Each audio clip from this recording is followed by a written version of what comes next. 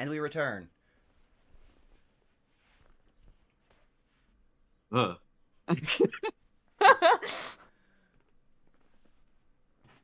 Dang. Making that noise will never not be funny.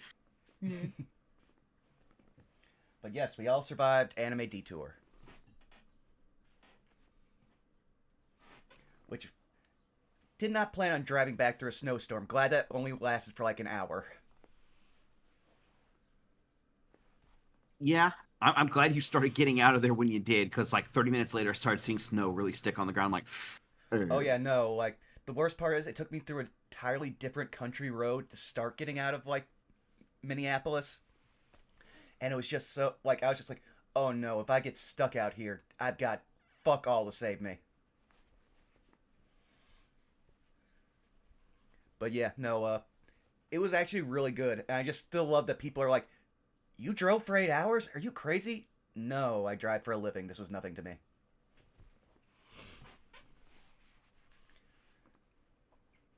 Well, I'm I'm just glad you glad. made it out there.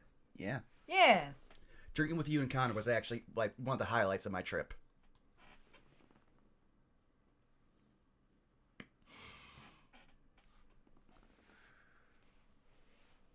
Kaz, there was certainly a Kaz-shaped hole.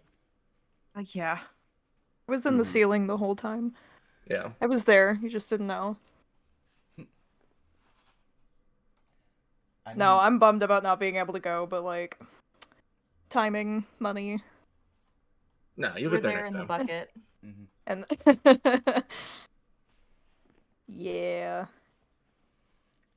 I'll need to try to remember about posting a link to the group shot that we did.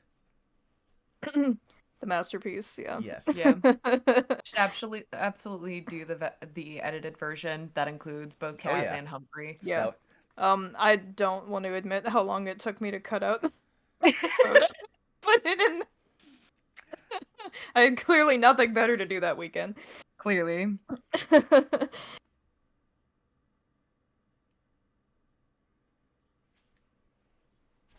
I was nervous for a second. I was pulling up the stream on my phone like I usually do in case I have to interact with chat. And it showed that I was live, but showed I was streaming Saved by the Spell. And I was like, no, what's going on? Huh? Well, I regret to inform you all that I have a teaching license, so if you'll pull out your textbooks. Okay, let me get my. I'm pretty sure two of us can't read. Good. Great. Fantastic. Unfortunately, Lena can't read. I'm just glad. I'm just glad that I have a character who now is not joining a cult. Teacher, I'm allergic to tests. Oh, that's fine. I don't give tests. I give exams in the form of writing essays. Oh, actually, I crushed those. I'm fine with those. I personally hate tests. I'm an anti-tester in terms of being a researcher theorist, and I got into many different arguments with a variety of different professors over my stance on tests. That's why I went to art school. The tests are like finger painting. Hey, finger painting can be hard. It can be. That is true. Depends on the rubric. Like, am I supposed to be painting in such a style that it's supposed to look like a very particular like artist? Like, am I supposed to be replicating something? Am I getting points for composition? Like, what are? I've also like. As long as you don't turn in a color theory assignment in black and white, I think you'll be fine. Because that happened. Not me, but like somebody I was in class with. Like, really? Ooh. Okay. Travesty. Massive whoosh moment. Speaking of massive whoosh moments. To that point, though, I have seen. Saris. Where can they find you? What are you up to? Well, I can be found on the internet. lurking, hiding. You can find me all over the internet at Tixtixel. Just released my most recent tarot card. It was the Chariot, and I have been working in the background on a couple of other things, a couple other projects that I have coming up. There is a big thing that's going to be happening in the Tumblr sphere if you're into um, I guess fandom garbage. That's what you would expect to find there. Otherwise, uh, pretty much just working on that front. Um, this is going to be probably the last stream I am present on for the next 2-ish weeks. This weekend I have a wedding coming up, and the following weekend we have SoccerCon. So while folks are usually going to be expecting me on like No Love War Extra, which I'm not sure if that's happening this weekend, but I will not be present for that. You should still come and check it out anyway. You should still come and support them anyway. And with that, you know what? I'm going to draw my Uno card and place a reverse card down. Zan, where can they find you? Hello, I'm Zan, also known as Xanoscrim. Find me over at Blue Sky if you want any immediate updates for what I'm doing. But aside from that, tomorrow at around 7 p.m. PST, we should be getting back to Stalwart Souls, barring any flight issues. It's been rather difficult to get people coordinated after a detour, so we will see. If we're not on for that, then I'll be on for something, so keep an eye out for that. Then Tuesday at 2 p.m. PST over at Distortion Devil, you can catch us either playing Vecna Eve of Ruin or something else if again flights cause issues. And after that, over on my stream, Skelly Alpha stream, and Arkhov stream, whenever Connor's thing is done, we will be doing some more Abiotic Factor into probably the late evening. So that's fun and spooky, and we'll be there for you. Aside from that, on Thursday, you can catch me over at twitch.tv/MontyGlue at 7 p.m. PST, where we're going to continue our very long-standing playthrough of Dungeon of the Mad Mage, where I play a very sad human fighter who is, I think, level 16 or 17 now. We're pretty deep into the module. So if you like really, really high-level 5th edition content, if you like Dungeon of the Mad Mage or spooky Undermountain stuff, that will be there for you. Aside from that, that's me. So I'm going to pass the Talking Skull over to Kaz. Oh, hello. I am Catastrophe Cause. I'm basically just in the last thralls of con prep. Been super active on Blue Sky, mostly out of sheer boredom. It's been a weird couple of weeks, but we're getting the things done, and we're gonna be there. So I'm probably just going to be ghosting the internet besides posting more work in progress updates until SoccerCon, and then we'll be at SoccerCon. So that's about it. Yeah. So I'm gonna kick past the skullhead over to Skelly. All right. I'm Scaly Alpha. I can be found on Blue Sky and Twitch under the same moniker. Next coming up week is going to be really busy. We have quite a bit of stuff going on.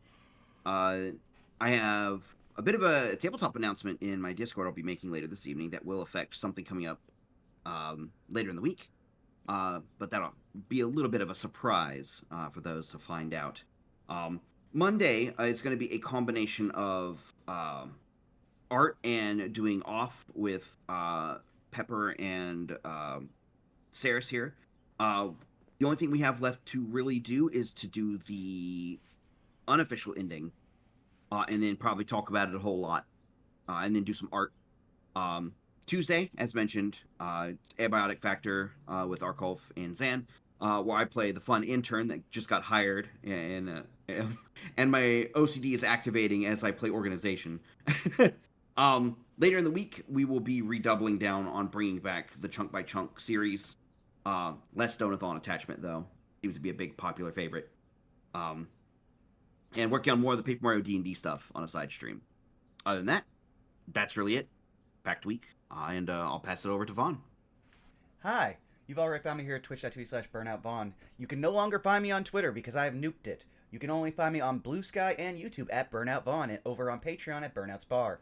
I am the opposite of Skelly, who is very, very busy this week. There's probably not going to be any streams on this channel after Those Who Wander, at least for this coming week. A lot has happened in my personal life. So, yeah, not much to show. That said, though, I am going to lead us away with our very lovely and spooky theme song.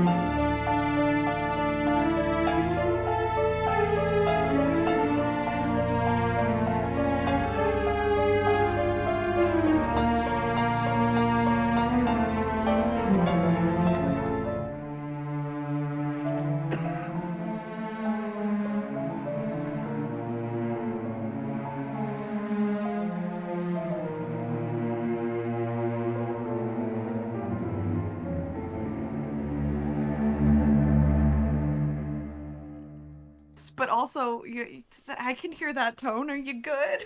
Yeah, I'm good. Just that was my immediate thought. I was Okay. like, oh yeah, I'm fine. Oh shit, yeah, Vaughn, let me ping them because I forgot to ping them. I didn't ping them today because You're they were good. gone. I appreciate you, and I appreciate the fact that you reined us in like you were herding a bunch of cats. It's great. Yeah, I've got an experience on fucking Gateway nowadays. I can just wrangle them in. It is appreciated. Speaking of wrangling cats, wow,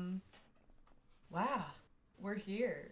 Anyone want to recap what happened last session?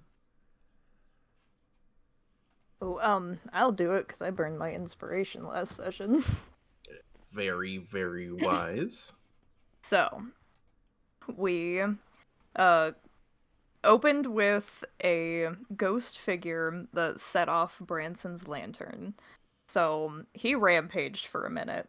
But as we explored a forking path, there were 3 different paths, mostly full of bones and corpses, a few straggling items. Ones of note were 2 scrolls and an eye patch.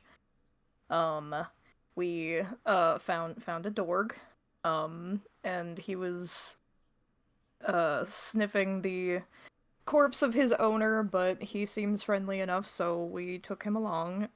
We got attacked by ghouls, but everyone's cool.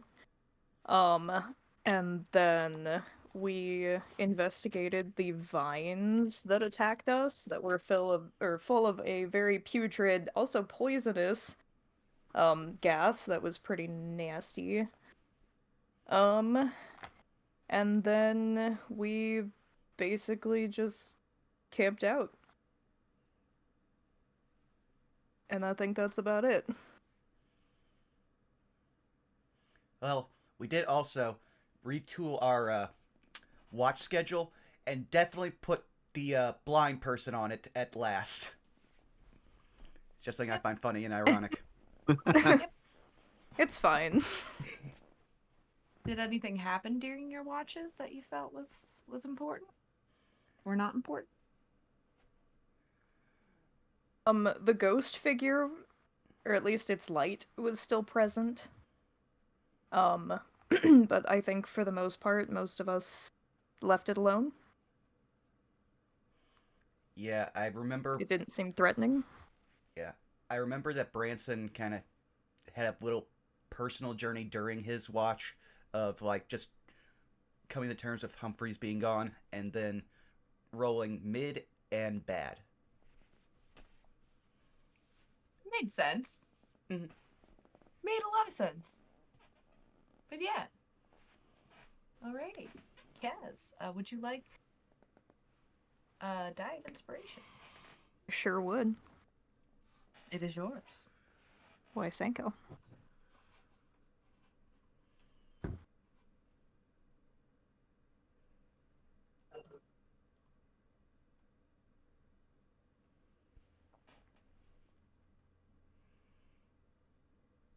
So, we ended, if I remember correctly, waking up in the morning. Does that sound about right? I believe that's where we're picking Yes. up. Yeah, that's what I thought. Cool. So, last person to take the watch, finish the watch, and it is time for everybody to wake up. It's morning, at least as far as you can tell. There is a bit more light, though the weather seems to be fairly overcast. Overcast, but not humid, I should note.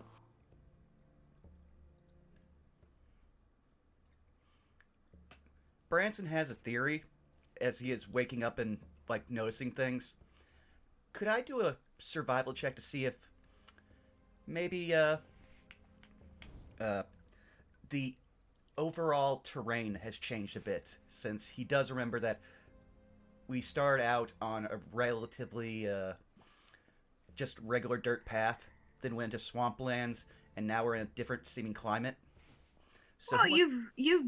you have been in a swampy, deciduous forest the entire time you've been in Carticus. Okay. There are, as you mentioned, dirt paths, yes, like traveled roads, but the entirety of the climate and the terrain since you have arrived in this place has been swampy forests. That said, if you want to check to see if your terrain has changed with the absence of rolling mists at current, yeah, you are welcome to do a survival check. Thank you. 15. You still see deciduous trees around you. The ground is still fairly moist. You weren't around necessarily any major pits of water. You know how sometimes in swampy areas there will be uneven terrain and there will be, for lack of a better word, pools that just sort of naturally develop over time. You seem to be fairly clear of all of that. But to that point, at current, the one thing that sticks out to you the most is the fact that you are far, or at least in terms of current range of sight, far enough away from a dirt path that you aren't necessarily sure where you are.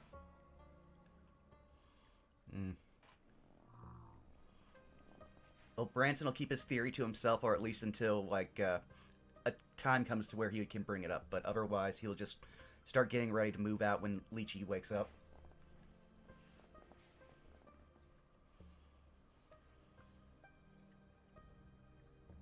How about the rest of you all? Lena would be stirring and gathering her things, readying her halberd, and kind of like trying to assess the situation by kind of like just having her senses out for the moment.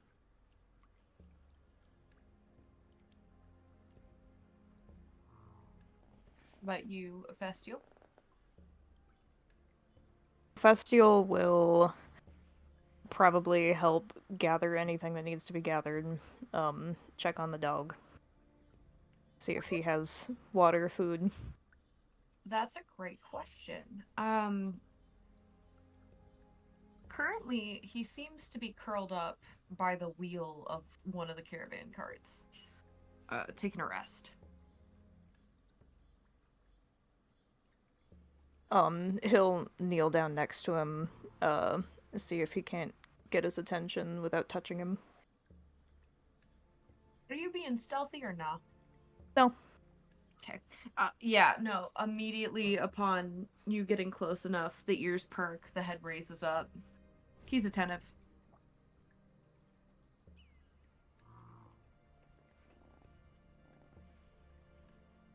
He'll reach out his hand, and just say, "It's morning time. Uh, if you still want to come with us, you're more than welcome to."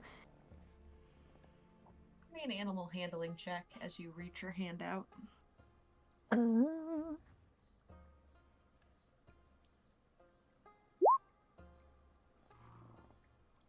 that's a 14. Gives it a good sneef. Big ol' sneef. Sneef. Does a lick. But doesn't necessarily immediately get up. Like, he does, in fact, lick your hand. And Donk's tongue is very obviously wet and slimy, but very warm. It's a warm, wet tongue. He'll give him space, and assumes that if he wants to come, he will follow the group when we start to move.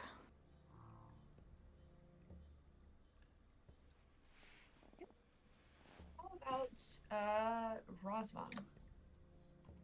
Rosvan is kind of doing his morning ritual of taking out each of his articles of clothes, cleaning them up as best he can,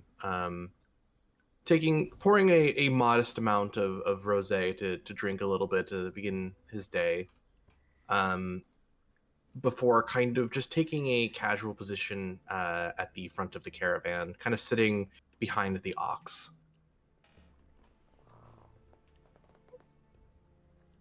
Question that I have not asked in a while, to my mistake, but what are you all doing about food as you start getting ready for the morning? I have been tracking down my rations. Amazing.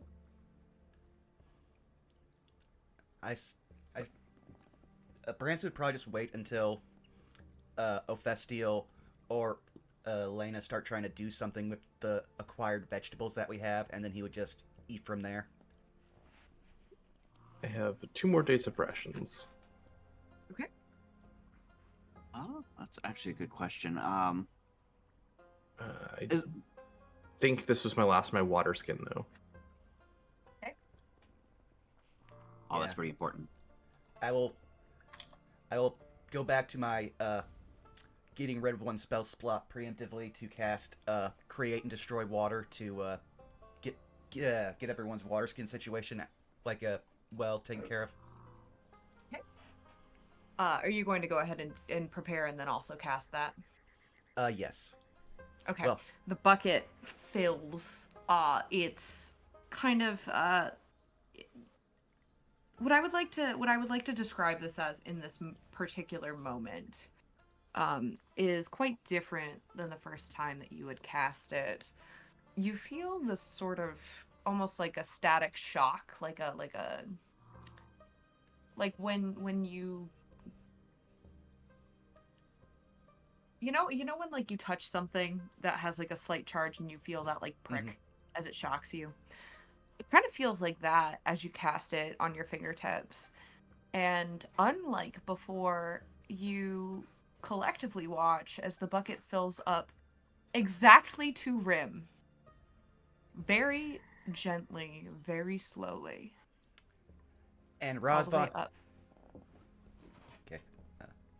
Yeah, and Rosvan will already know, along with Branson, that that's not normal because whenever he used to do this, it'd just be constantly overflowing. And he's just glad there was like a 3-gallon bucket so he could fill everyone's skins. Something the matter? It filled perfectly. That is a problem? The spell, I do not have control over it. It creates 10 gallons of water, whether I want all 10 gallons or not. That is a 3-gallon bucket that it filled to the rim. Maybe you are becoming more precise with your magics. It is a good thing. No, my magic is all intentional. And I certainly don't know what to make of that, but I can try to think of something. Could I make an Arcana check to see if claims any information? I will permit either Arcana or Religion. Your choice. Both are the same. Try religion. That makes more sense for divine magic. A 7. I got no clue. Oh, here's what I will give you. Even with the 7, things have been weird, and something strikes you, coming to your memory for a moment, and that is, yes, Branson has told you, specifically Razvan, that everything that he does just now, he said everything he does with a purpose, very deliberately. You also know from previous conversations that he does, quote unquote, what the voice tells him to. What strikes you as odd, right, is that since the last time Branson used his abilities very, very recklessly, there were negative consequences. There were perhaps also strange, and whether or not to point them in a direction of positive, negative, just weird happenstance as well, you couldn't necessarily determine exactly the kind of consequences. There was a mixture, so to speak, but you do remember seeing very notable consequences as a direct result of his, shall we say, interaction with the current land and the train. And for a moment, you don't necessarily know anything about his voice, the one that he follows, but one thing that you do know is that there were consequences. And you don't necessarily know to what extent those consequences will continue, what shapes or changes or magical ongoings might be happening between the trees, within the mists, on the road, and in the overcast. You can tell something's weird. But to what power that be, to what consequence or influence, to what reason, you cannot necessarily pinpoint, but you have a sneaking suspicion that something, someone, some irregularity is absolutely at play here. Well, I can't quite place for certain, but every step we take through the mist, things continue to change. This appears to be another irregularity. There is a curious effect in play, but not one that is wholly unsurprising, considering, well, the last few days. Hmm. Well, Every morning, we wake up to something new. Every few steps and hours, something strange and different seems to happen. I would account this to probably be the same. fine. I will ask whatever casters I can find in Skald, if if there's even any left. Which, speaking of, Branson's gonna remember something. Oh, Fastiel, Oh, yes. you know that journal entry we had you read over? Which one? The one we got from the grave under the tree. We actually, I'd forgotten because it's been so long that we actually have the journal it came from, but we have not had time to actually look at it and read it. Since you are nominally the wisest and smartest of us, he's saying like not knowing everyone's like background and like education and stuff like that, so he's just going Druid, probably smart, and then just hands you like the journal. Uh-oh. He will take it from you. Was this the one from a number of sessions ago? Uh, it's just like I'm pulling up his name. I know it's in the notes section. I just gotta find where I put him.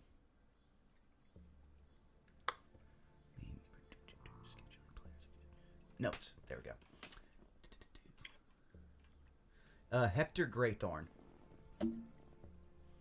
and he will hand you that along with the note that the journal entry that he read over last time. Vestial takes it, and as he's reading, taking in the information, you'll notice a weird shift on his face. Like he's mesmerized by it.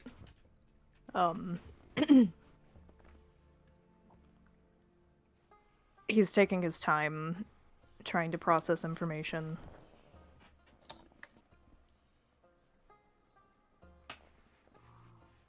And when he's done reading, he'll look at all of you. Where is Lychee right now? That's a great question. Roll me a perception check. Oh god, where's it? Okay. 17. Festial, you know how sometimes you have moments where, like, you just get this specific gut feeling to, like, peer into the wilderness? You do that. You look around the caravan, sure, you didn't see him. You look up into one of the trees, and you spot a leather doublet. In the tree. What was that? In the tree? In the tree. And of course there is a person that is wearing the doublet. But it seems that said person has done a really good job of concealing their physical location. Can I... Or do I recognize this person? Oh yeah, it's Lychee. Okay. I figured. He'll look up there and call out to him. Mr. Lychee, what are you doing? Keep your voice down.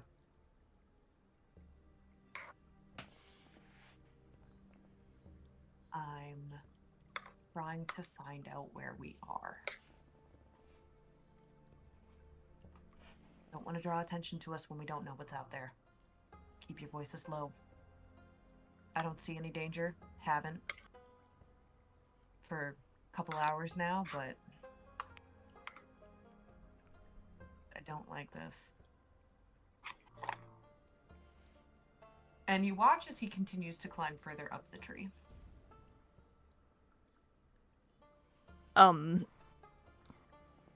Taking this is actually kind of a good thing.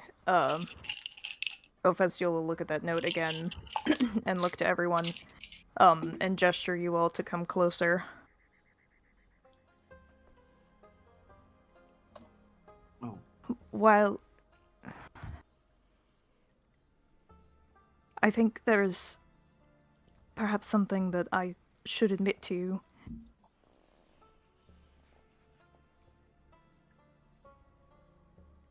Okay.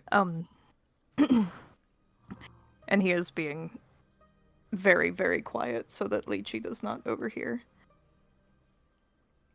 The information on this note, it just kind of triggered a thought, and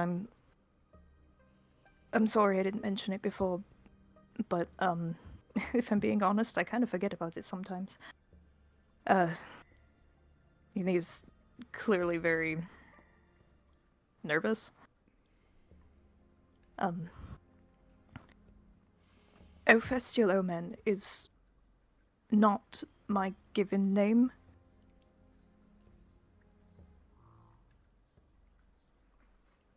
Well, this is the name that you chose, no? In a way, yes. Then you gave it to yourself. Right. But, you see, most people know what they've changed from. I have no recollection of what or who I was before.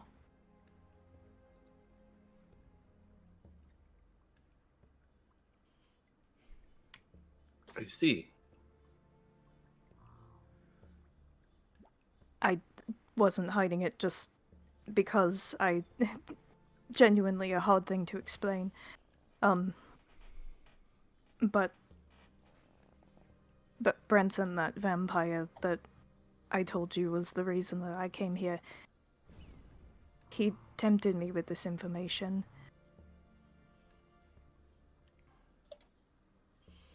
I think that somewhere out in Carticus, the answer to who I really am is here somewhere. And this note could just be a coincidence, but Hardly. the name? It doesn't seem like anything has just been dropped upon us without reason. I know, I've begun to have a theory. We are not necessarily on the road to Skald. We are where the mist wants us. It is showing us things. Pointed things. This thing points to both the cult and the Dark Lord of this land, who is now apparently running a bar. The only thing that the mist haven't shown us signs of is my quarry. Correct. Yeah, I suppose I should apologize for not saying so sooner. I'm really not trying to hide anything. When it comes to my own identity, I really only have a few hints, and they're not very good ones. Oh, actually, he pats at his chest and then reaches into his leather breastplate and pulls out a little necklace. Lena, could I perhaps have you look at this? Yes. She's been kind of listening this whole time, just kind of like off on the other side. Nothing really to input, though. Been taking it in. She'll quickly come over, and she'll kind of call Vern over to help give proper eyes to the situation. He'll hand you a small silver necklace.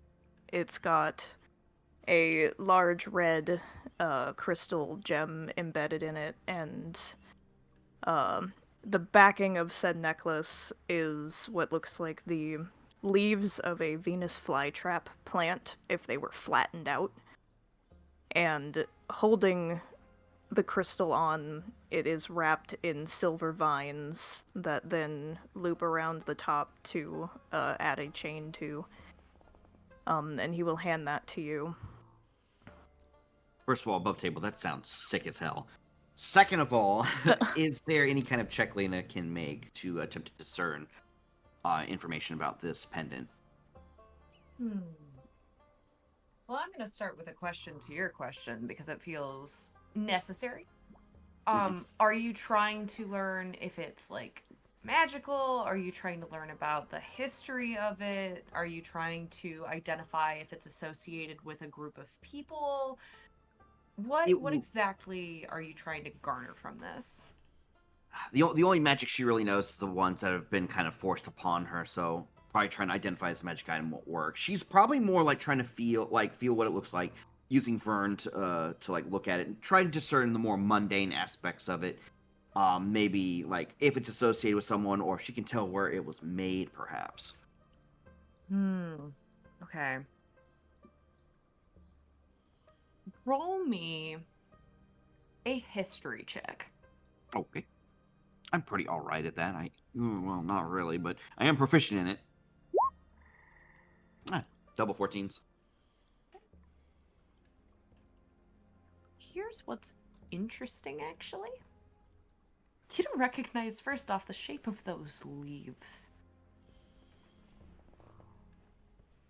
Venus flytrap is not something you're acquainted with. You've never seen nor felt anything of that shape before. So that immediately strikes you as off. However, as you feel around it, it's very, very well made. And you think back to the types of people who might wear something of a similar nature. You immediately think of upper class folk. You immediately think to the high ends of Harmonia. of those who might join in the harmonic hall, of those who might spare a pretty penny for a bard or two who put on a good performance. Beyond that, as you think to the many notable persons and shall we say entities therein, whether religious, whether mythological, whether folk stories that you might have heard in Harmonia, and of course thinking to what you as a person know about plants that you've been around, what from your time in the cult, and also just being a lumberjack, right? You don't recall anyone from Harmonia or anyone in immediate connection to the cult specifically that might bear a symbol like this specifically. But that doesn't necessarily mean that you've had a lot of interactions with the type of people who would probably wear something like this. All right. Lena would like take her time like feeling it over, just like picturing in her mind's eye, and also using the eyes looking through Vern to get like a more of a visual representation. And would say, I don't recognize. Is this even a plant? I don't recognize what these vines are attached to. Very strange looking leaves, if anything. This is extremely well made. This is certainly some sort of masterwork quality. Most people wouldn't be able to afford something like this. This is definitely something of possibly aristocratic nature, or someone very well accomplished. Nothing comes to mind of particular individuals that may wear a sigil of this. It almost feels like it might be someone's particular emblem. Fortunately, I have no leads on that. But certainly someone of the upper crust, if it's someone from Cardicus, would have certainly owned this. Interesting. Thank you for your input. This is the only thing that was left behind after I was separated from my family. And I have two running theories on what it is and where it came from. The first is that it belonged to my father. Or the second is it mayhaps have belonged to a third party that might have instigated the separation to begin with. And I don't have enough memory from that time to tell you. Either way, it certainly doesn't exist where I came from. I checked every book, I asked every jeweler, every mage. Nothing. She would nod and gingerly hold out the necklace back to you, as to make sure to show she's giving it great care. Mind if I take a look at it? Certainly. He'll hand it to you. Okay, so part of like being in a caravan was the education system was kind of freeform. You learned to read and write to a passable degree, and everything else was how to be useful to the caravan. So I'm gonna say Branson probably could ballpark some things about this thing, just from like, is it fake, is it genuine, how much it might go for. What skill would I use for that, Saris? I'm gonna say, I wish this were like a system that had an appraisal check. I will say that this will probably be Typically, like prizing jewelry would be something of a jeweler's tools check. yeah, that's what I'm thinking as well. That's gonna be a jeweler's tools check. Okay, well then, since Branson doesn't have the equipment on him to do fine detail, he will then just try to again, assess and make sure it's not like fake in any way, and then also do another thing. So, am I able to like just in check like figure out if it's actual real silver? Because he would at least know how to test like metals. Because that you can just do with your thumb. Again, for the sake of the check, that's probably going to be, like I said, a jeweler's tools or an intelligence check. Okay, I can take it in check. It's a 3. It's been years since he's done this. Well, I can't determine how much it's worth or if it's even real silver without a set of tools, but I can tell you if it's magic. Because honestly, I think this looks like a holy symbol.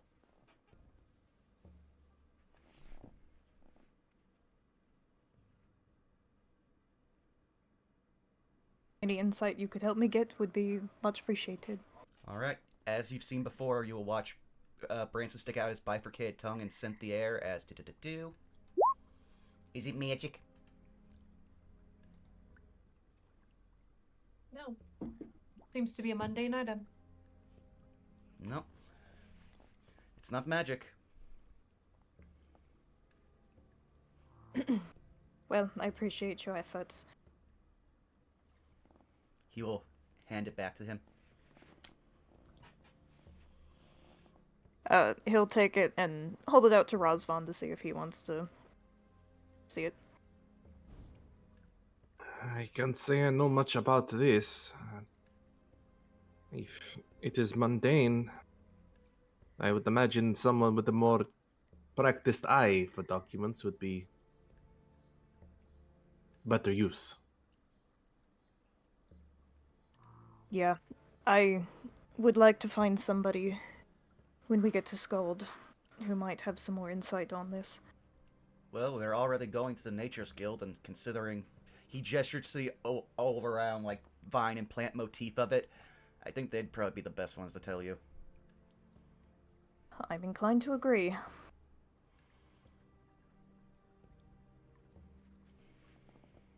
He'll take it and shove it back down his chest plate.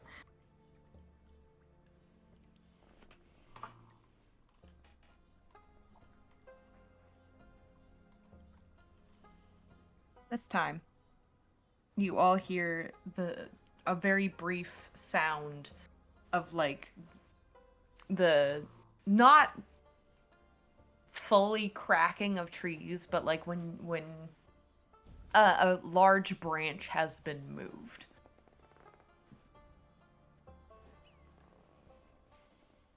And after a couple seconds pass, you hear a soft thud on the ground. If you all turn to look, you do see Lychee, who's just pretty much lowered himself entirely to the ground, dusting himself off. Did you find what you were looking for? Yes and no.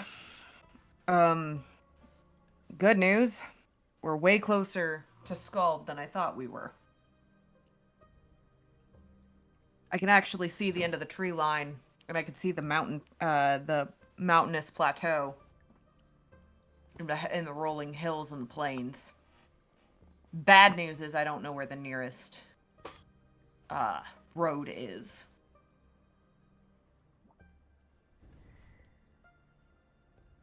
Well, he'll gesture to the mostly clear area before him. The mist has guided us so far. Might as well let it guide us some more. Guide us. That's a funny joke. And then he walks over to the ox and starts picking up bucket of water that was laid, a completely separate bucket of water laid out for the ox. Heads over to dump the remaining water into his own like big barrel that he is kept in the back of his caravan, and seems to be digging for something else in the back.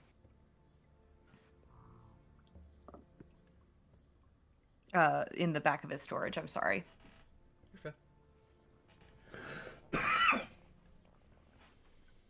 we could attempt doing a little bit of scouting around. Would be my best bet. We may be stuck having to ford through the forest directly if we cannot find a road. I have another idea, potentially. If that doesn't work. And he continues to... He continues to dig. First thing you notice that he pulls out some sort of fruit. You can tell it's fruit-shaped.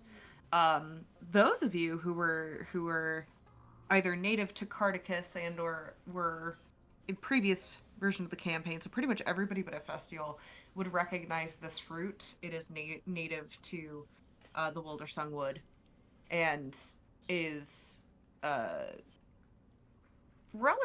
seems to be relatively ripe, and collectively the three of you would know is really good of good taste. He pulls one out, cuts it open, starts eating everything but the seeds. He looks to Ephestial. I got a question for you. Yes. How good are you at finding north? Be easier if I could see the sky. He kind of like slowly blinks at you. Did I say something weird? No. Nah, never mind. And he just kind of waves it off. Branson's going to try something. He's going to take off the gauntlet on his hand that has the wedding ring that's supposed to help guide people through the mists that he got at the carnival. And he's going to focus on the idea of Skald, a big city through the mists. Does he get any kind of pull or anything?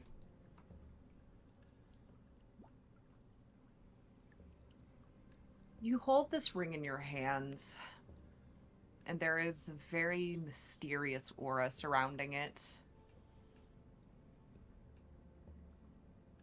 Detect magic is still up. Mm-hmm.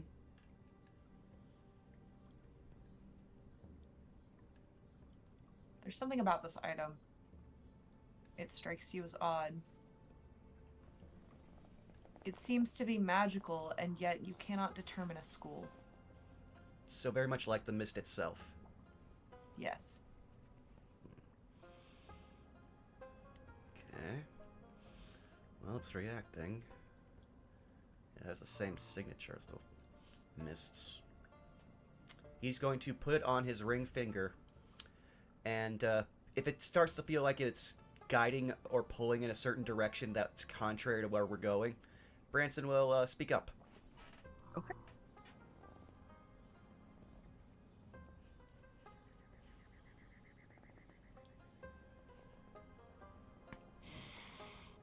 Nothing immediately happens when you do it. Just FYI. I figured. But, yes.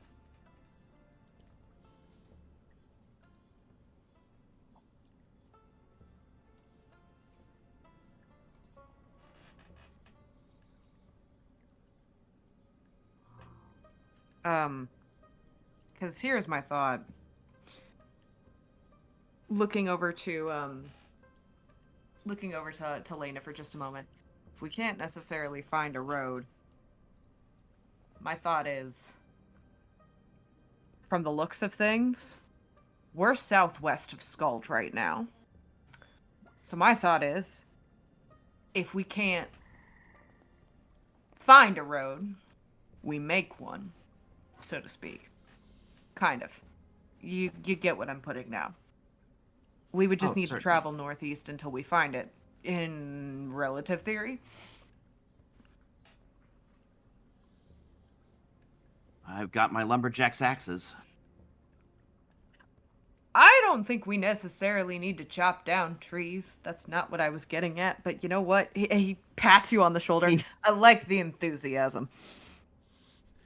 For finding north, though, and I'm not sure if this actually plays out in Carticus, so correct me if I'm wrong. She would say, typically moss grows on the north side of trees. A little bit of a lumberjack's thing. I've not tried to look at any moss in the area. It might just be growing all over everything. I like how you think. Go ahead and roll me. Are you gonna go out? First, I should ask, are you gonna go out and look? Yeah. She would definitely Yeah. go out like nearby trees and take a look. Sure. Go ahead and roll me a survival check with advantage. Okay, I'll take that. Good thing. I'll take that 19. Yeah. This is my way of rewarding you for having a big brain moment. So you feel the trees and you feel moss, but there's a moment. There's definitely a moment that crosses your mind. As you feel and you find the moss. You might want to have someone take a look at it. It's hard to see. It's hard for you to see. Um, she would call out as she kind of like finds a tree. Could I come over here and borrow someone's eyes besides my own? She says with a small smirk on her face. Mm-hmm.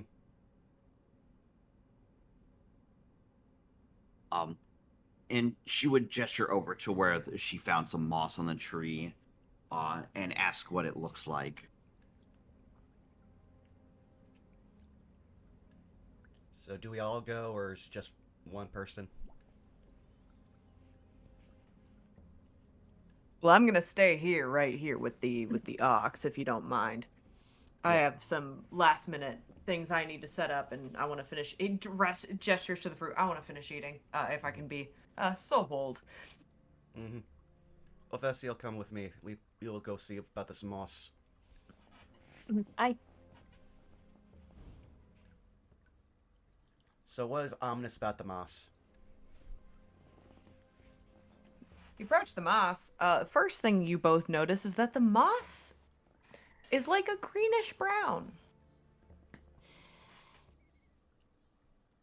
You certainly feel it. Feels very fuzzy. Kind of tickles your hands a little bit.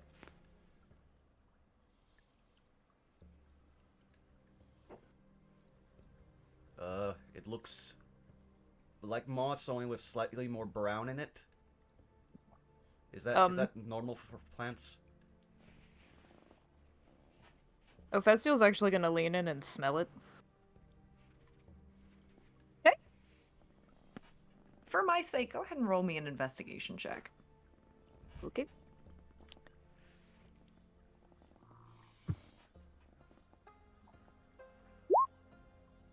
Mm, 21. Amazing. You find, almost immediately, that it sure smells, like moss. It's very wet, very damp. And it has that sort of like dirty, like grassy smell to it that you would expect out of moss.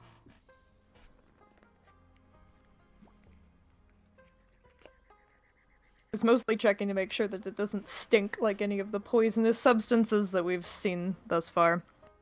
But with that relief, he'll stand back up. Well, it seems like normal moss to me. Maybe just a bit discolored. Nothing too strange. Vestial, you would recognize this as the dying stage of moss. Moss has a tendency to grow more like brownish yellow when it starts to die, like most other plants that you know, similar but different, like to plants that engage in like photosynthesis that have that sort of green. This is actually very natural progression. You don't even need a nature check for that. You've been in. I'm just gonna go ahead and say like you've been in the woods enough that you would recognize this as like, oh no, this is actually completely natural. In fact, this is like the first thing that you have seen here that makes you feel kind of at home, to be perfectly honest.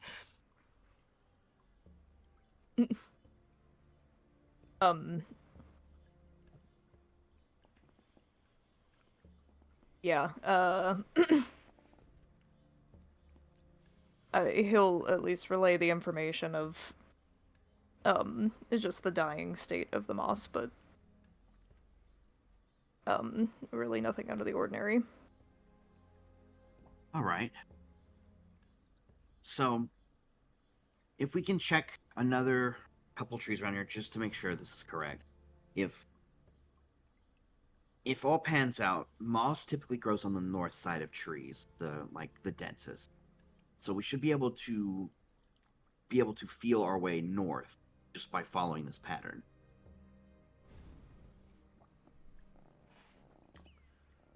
All right. Also, Ophestiel, I was taught not to question the ways of druids, but something to remember: we are on a plane where a fungal blight is already taking over the dead and possibly the living. Probably stop smelling fungus. Don't worry, I would have been more careful if it looked threatening. Fair enough. Lena just kind of holds the crook of her hand up to her mouth to like stifle a little bit of a laugh. All right. I will help Ophestiel try to find more signs of moss and see if we can get a direction. You go back and tell Lychee and Razvan. Certainly, can do. And with that, can I give advantage to Ophestiel for a investigation check for more moss? Sure. And I will also say that this is going to be like a long form check as well. Mm-hmm. So this is going to cover more than just one instance. Mm-hmm. I will say though that this will be survival and not investigation. Just FYI. Ready.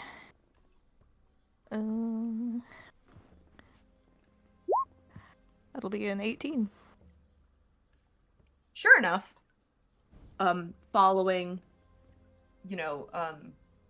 various different trees, it's pretty thick in these woods. You start to sort of shimmy your way between the different bits of foliage and the various fallen branches and, natural forest life. Sure enough, you're able to find moss growing not on every tree, but pretty consistently.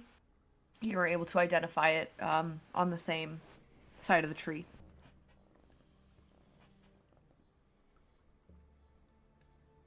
And you're able to do so far enough away from, like, continuing on into the woods, farther away from where the base caravan is, that you're able to kind of deduce a general sense of where north is.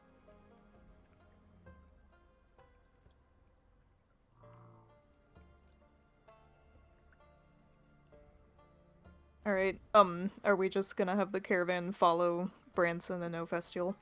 I do wanna ask beforehand if there is anything that Lena or Razvan want to do before the caravan joins in and reconvenes. I know Lena would probably seek out Razvan pretty quickly to keep him apprised of what's going on, and would head over his direction and be like, Razvan, Yes. I believe we found a bit of a solution for Lychee in proceeding forward.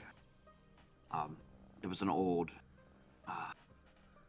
lumberjack tip or forest walker tip, essentially, that I had recalled, in that basically moss grows on the north side of trees in general. So we should be able to plot a course due north if needed by just following that. Should everything still adhere in these areas. It seems a wise decision, all things considered, but not really much we can do from here other than wait, right? For the most part, we're going to have to get together and start deciding how we're going to maneuver through this dense forest.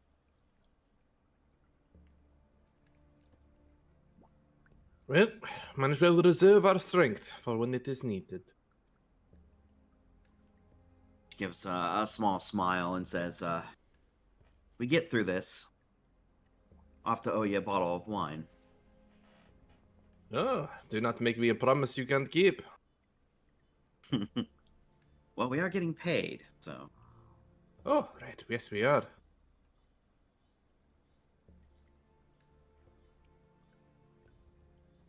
Still, I would be remiss as to not ask in case it was weighing on your mind as well. Every step we have taken amidst this challenge, just sure, but the place around us has changed. It's ever changing. Is that normal? I've heard stories of the mists doing things, but I've never experienced anything myself, nor to this degree. This is new. Lena, go ahead and roll me a history check with advantage. Alrighty.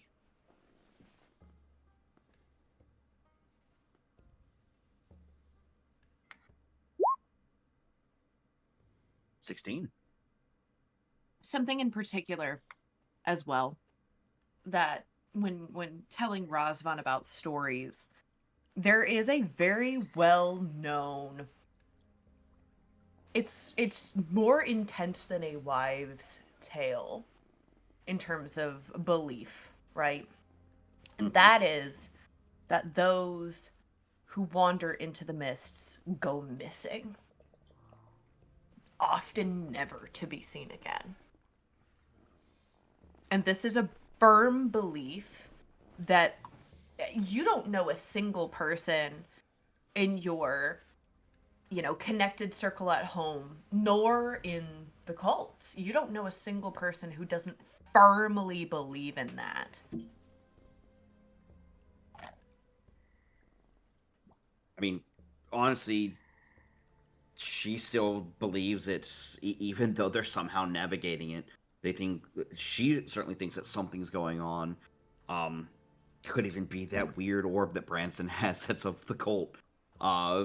She's trying to pin down how they're trying to make it through it, and mentally, but she's not really vocalized it. But she will say, we have been very blessed somehow to make it through these mists. The changing nature of everything around is very concerning to me. I don't know what to make of it still.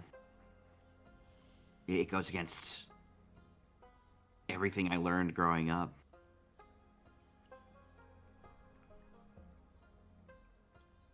And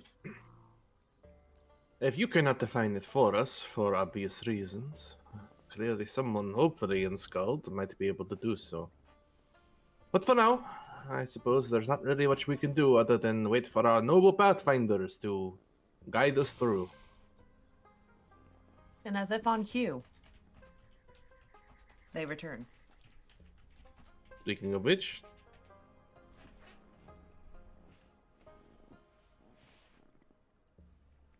we believe Well, yes. We believe we've found enough evidence of, yes, we can use the moss as a compass of sorts. It does grow on the north side of the trees we found. Fantastic. We at least have some bearing that we can go off of.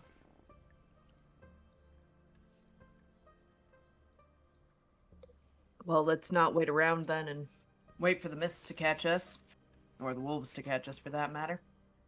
Shall we head on? Mm-hmm. Let's. And Oh, she said let's. Skelly, do you have inspiration? Let me check. I currently do. Go ahead, then, and for the remainder of this particular session, I would like to get you to give yourself a +1 bonus to one core stat of your choosing, just for the remainder of the session, because that was some really great problem solving, and I would like to reward it, as the lot of you continue to move north. You do, in fact, continue to move north. And as you do so, really quickly, party, go ahead and roll me a collective perception check. And to make things a little bit interesting, let's find a D100.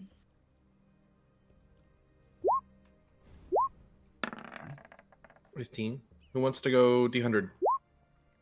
Rosvan. Oh, you want me to do it? Yep. Roll 69. Roll 69. Roll 69. For the sake of this, I made sure to give myself a plus one in that wisdom, so survival and perception checks will be up a little bit. Okay. That's a 53 for the D100. Okay. And a 15 for the perception. All right. Fantastic. 53. First thing that you start to notice is that there is a bit of a lingering mist, actually, as you continue to move forward. It's very thin, but it is starting to become present once again.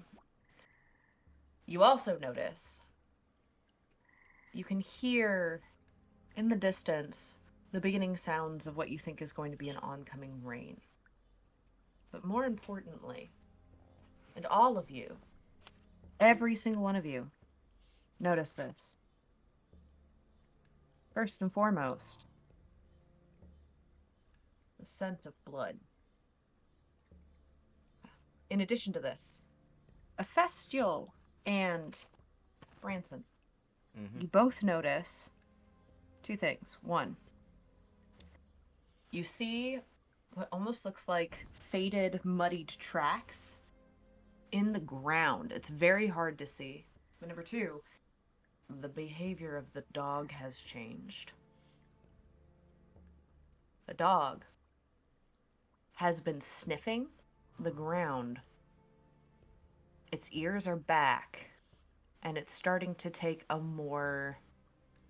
You know when dogs take like a tense stance, like it's not fully aggressive or defensive, but it's on edge?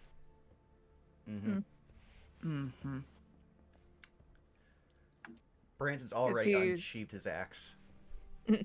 Is the dog staring in a particular direction? It's sniffing the ground. Go ahead and roll me. This might seem weird, but I promise it's gonna make sense. An animal handling check. Okay. 13. Okay. The dog seems to be sniffing and like almost like pacing, like kind of going in a zigzag formation. You're not sure what to make of it.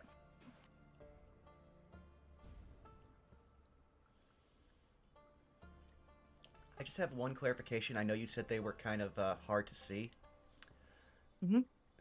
Were the tracks boot tracks or were they foot-like tracks? Survival with disadvantage. Fair enough. That's an 8. Well, you can tell they are tracks. But when you look at it, it's actually very easy to compare the tracks of a wheel to the tracks of some type of creature. So they're... So you can eliminate that much, but the thing that you aren't certain about, you're not sure if they're humanoid, you're not sure if they're boot, they're not sure if they're hooves, you're not sure if they're beast. You get the general blob shape of like someone indented into the mud, but beyond that, it's the only thing you can discern is that it wasn't a physical wheel because it's not like a straight line.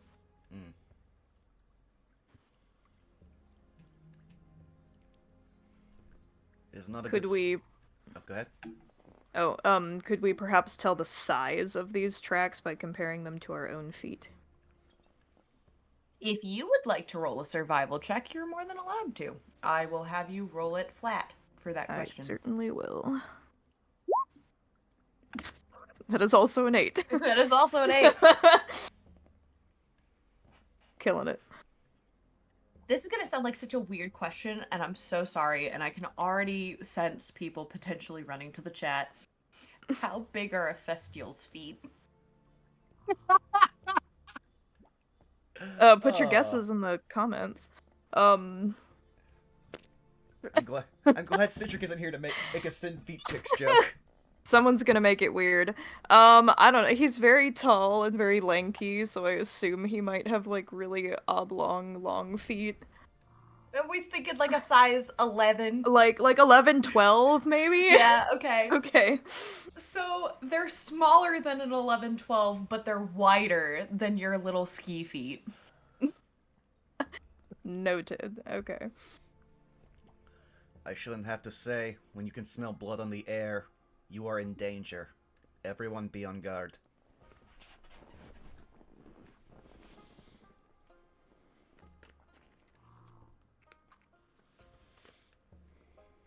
Is there anything else anybody wants to do at this exact moment in time?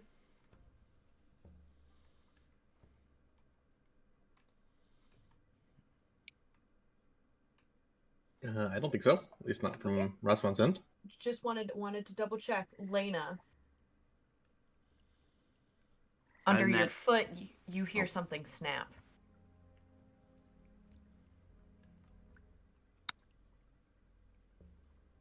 Now, I'm going to assume, pointing this out, it's probably not a twig. So Lena's going to like recoil the foot back and look down at what it is. That sure is difficult to see. That looks like ground to you. It's a little blurry. A little too blurry. Oh, what was that? She kind of like steps back for a second. Can someone come over here and look down for a second? She says, just like taking probably, I would say, a good like pace or two backwards. Yeah. Kind of like pointing at it with her halberd. The halberd brushes up against it, and immediately it's a solid. You can tell it's a solid surface. And if you tink against it a little bit, Huh. you do hear wood. You do hear a wooden sound, but it doesn't sound like bark. It sounds polished.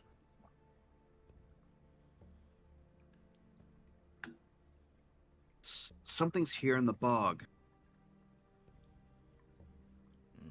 Alright, Branson will go check it out. Just keeping an eye on the front of the caravan. What do I see? It's a torch that's been snapped in half. It is a torch. This makes sense. We found tracks. Some form of being walked through here, and now we know it was bipedal. And most likely did not have dark vision. Question. Since Lena was the one that like as Lena was the one that kind of stepped on it and it crunched overfoot, what kind of crunch are we talking? Like, has this been soaking in the bog in a while, so it kind of just mush crunched, or are we talking like clean snap? That's a clean snap. Oh, so it's probably like a fresh torch. All right, or fresher rather. Huh. Considering how it gave way underfoot, it couldn't be that old. Means someone has probably passed through here very recently. I think we're smelling them. Or what's left. Also, when he said that, Branson realized that he said something that, again, to gauge how diverse the populace of this world is, as we know, we have a lot of questions on that. He looks over to see if Lychee reacts, because if he seems confused about dark vision, that means a lot of races aren't here. Roll me an insight check. Okay.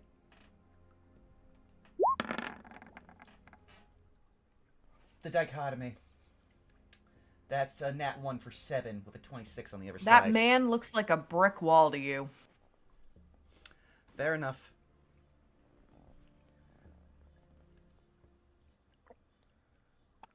That said, as you are pondering over this torch, Razvan, Yes. you notice a little ways down the path, the dog has started moving and is actually sniffing what appears to be a bunch of, well, it's a little difficult to see, but it looks like shards of something.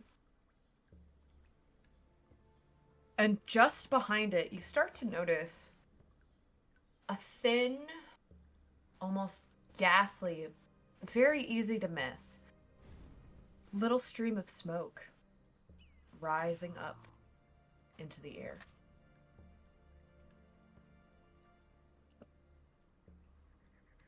Does it look like there was a bonfire here at one point?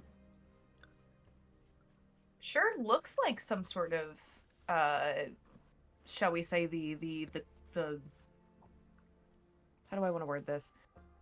The end stages, shall we say, of a fire pit's life. Russell will go over. Does it look like it was kicked over or just allowed to naturally burn? Looks like, as you approach it, first and foremost, it looks like a haphazard set of rocks that are put together, almost like someone made a campfire. And sure enough, you see logs burnt through, coal, still a bit of ember to them, but largely just living the final life of the fire pit life cycle. Is it? How mad is Smokey the Bear gonna be? Did someone like kick this over, or is it just naturally die out over time? It looks like uh it genuinely looks like it's been kicked.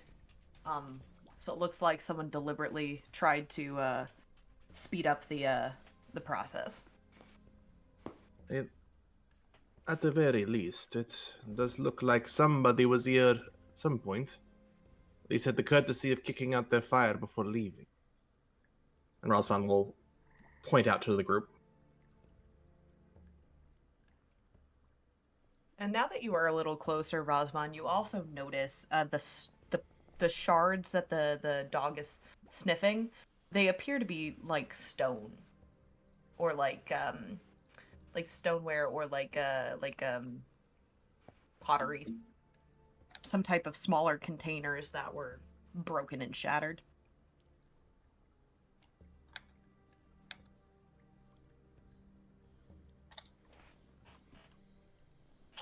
It appears they were either cooking or modifying the fire on stone. Oh, Festiel, do you mind taking a look at this? I don't know if this is natural or magically enhanced, perhaps. Certainly. Do they look weird? The stoneware, Yeah. and yeah, like from a first glance, it looks like they were shattered. Go ahead, and I'll have both of you do this. Roll me. Oh, what do I want this to be? I'm trying to think of the best way to I'm gonna go ahead and say that this is going to be. I'm gonna say flat wisdom with advantage.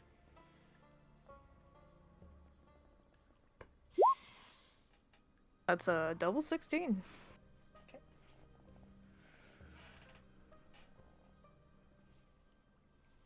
And Razvan? You want him to make a just flat wisdom? Yeah, flat wisdom with advantage. Advantage. 12. 12. So you can immediately tell from the way that they're laying there that it looks like they were hit from above rather than being thrown to the ground.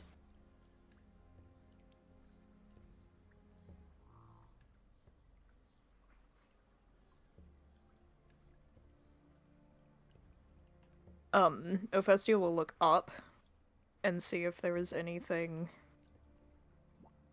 potentially weird, like, if there's like a tree branch above them or...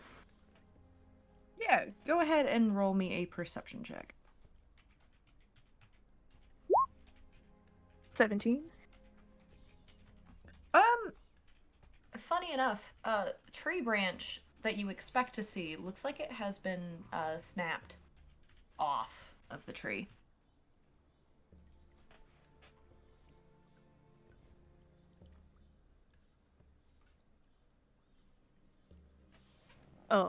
Is there anything else around the ground that could have potentially been organic? Like more footprints, or perhaps like if something fell from said tree? There are a couple of big rocks around the area, and you both see tracks. Again, they're a little difficult to see because of the mud in the area, but no, those are tracks. You know, we saw something like this back at those branching paths, some broken pots, more dead bodies. Uh, if I'd had to guess, this one looks, deliberate?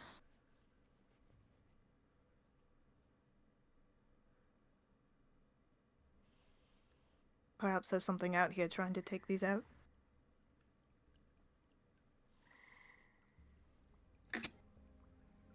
Well, we know it's not the scavenger.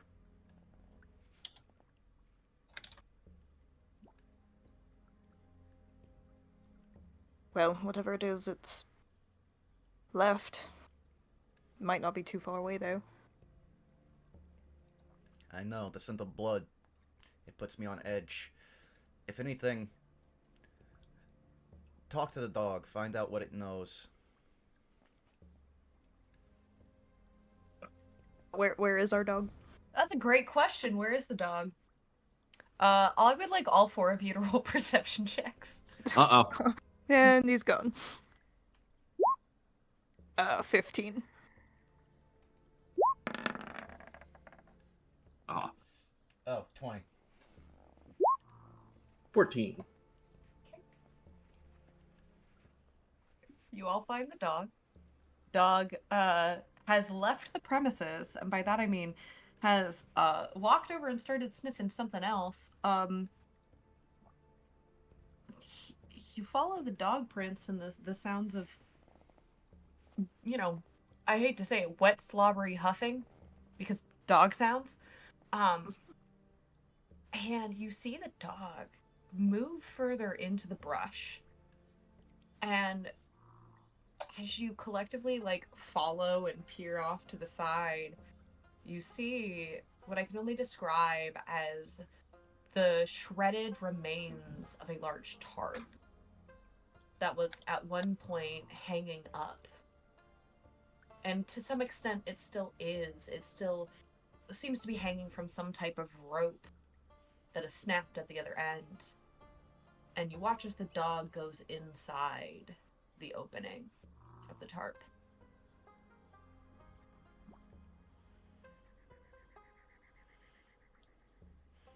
Brance. Oh, go ahead. How big is that tarp? Like, would you say?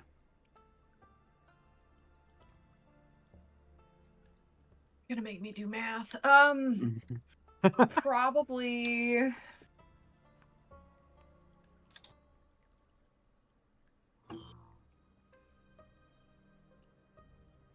Oh gosh, a solid at least like 15 by 15 feet.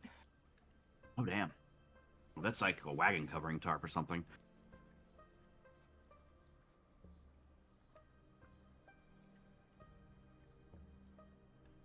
Seems like he found something. We should probably go and investigate, though. We should be on our guard. I'll go in if someone wants to watch my back. I'll go in because I have light. That works too. You hear it barking. Uh-oh. Can you translate? He says. I don't speak dog. Okay, He does seem angry, though. Yes, we'll put a pin in that. Okay, Branson will look at what the dog is barking at.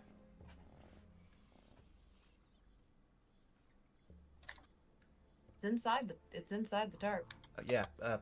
He'll go over. He will peel back some of the tarp and put his lantern in and see what the dog is barking at.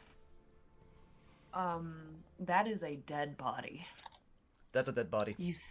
You see first the boots. Pair of really nice black leather boots. Followed along, muddied, but at one point clean.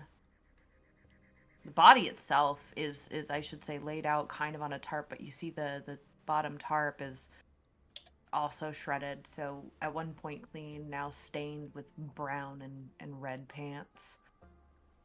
A doublet of a nice purple that you vaguely sort of recognize.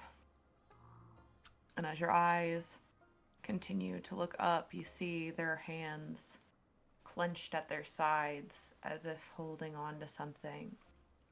Their throat, now nothing more than a gored mess, and head staring upward into the ceiling, into what was once the covering of the tarp, eyes wide, mouth agape. Hat, once clean, now sat, covered in mud, and its feather trampled on beside it.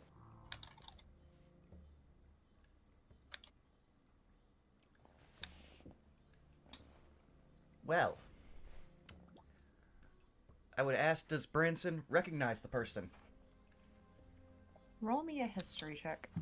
Mm-hmm.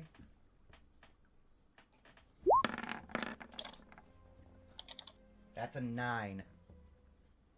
They seem vaguely familiar. You can't quite put your finger on why. Okay, at this point, Branson's just going to find what is holding the tarp up against, like, the tree, I believe he said it was. And, Yep, it's a rope. Yep, he's just going to take out one of his hand axes and just cut the rope, and then pull the tarp away and be like, I think we might know this person. Gonna need a strength check from you as 15 by 15 foot tarp falls directly on top of you. Okay, just flat strength. Yep. What is with my rolls tonight? 6. You are tangled in that tarp. It's kind of heavy, actually. Made out of a solid material. You're just gonna hear just like as You're all watching this, by Yeah. the way. The unless they're doing anything else, the collective trio is watching all of this unfold. You got this. I'd offer to help, but that probably will end bad. You're doing good. I'm gonna say after like a certain point, like when he can untangle at least the arm that's holding the hand axe, he's just gonna start cutting his way out of the tarp. Yeah, sure. It's not hard to do that. Yeah, then he will do that and then use like each side of the tarp they just cut a hole in as handholds to pull it back for everyone now that it's no longer tied. So, does anyone else recognize this man? I feel like I should. A quick point. Hmm? Didn't specify the gender of the person. Fair. Second, really quick, the dog does nearly take you out. I do need a strength save as it tries to run past you as you drop the tarp on it. 14. Yeah, you managed to. It's not hard, but like, you know, a solid 100-pound of dog going straight for the back of the knees. Yeah. Yeah. Yeah. But the dog does dart away as the tarp drops and you wrestle and runs back to Ephestiel's side. Good boy. So, Razvan, you're the person who's been with me the longest. Do you recognize this person? Rosvan looks at the visage in front of him. Which is very gory. Go ahead and roll me a history check. History check. 18. You do. This is the last remaining mercenary that was sent to go and kill you all.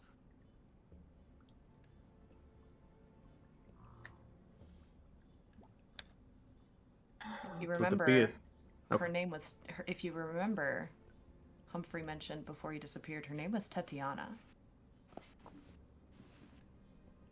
would appear that one of the mercenaries that were sent to kill us, Tetiana, I believe. This is her remains. Oh. I should have started by counting the fingers.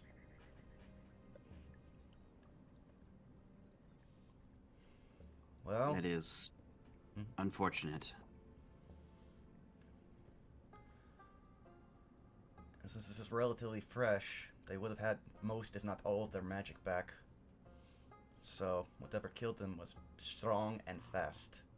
I'm thinking were creature.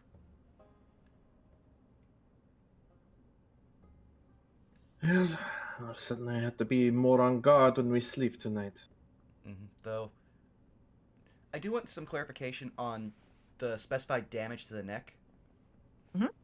You said the throat was completely torn out, right? Did not specify, said that it was a gory visage. Ah, a gory visage. Okay. Then Branson is going to inspect the corpse and check the telltale signs to see if either the vein or arteries have 2 pricks in them. Yeah, go ahead and roll me a medicine check. CSI Carnicus. Okay, that's a 16. I'll take it. You know, you don't just see puncture wounds of 2. You do in fact see that the throat has been ripped out. It looks like someone took a big chunk, like a bite, and just tore. Okay. I'm leaning were creature from the brutality, but it could also be several types of undead. Not just vampires feed on blood. And most undead, while simple, at least know the ways to kill a living thing. While we're here, something else strikes you as interesting. It looks like one of their arms has the telltale signs of some damage, like they were fighting back.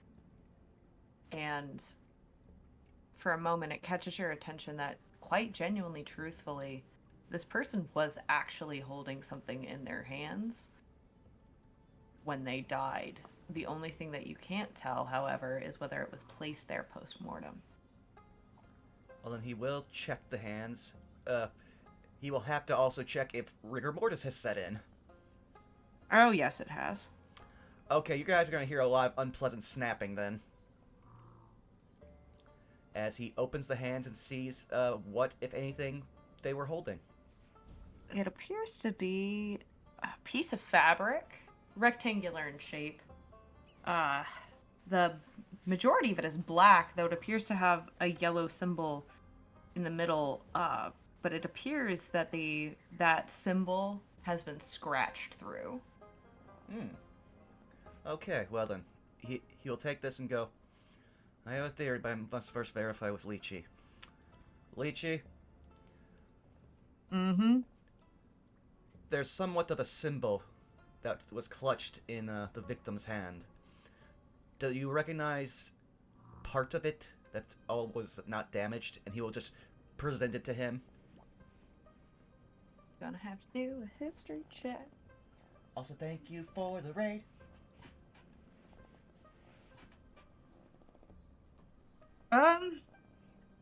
He tilts his head to the side.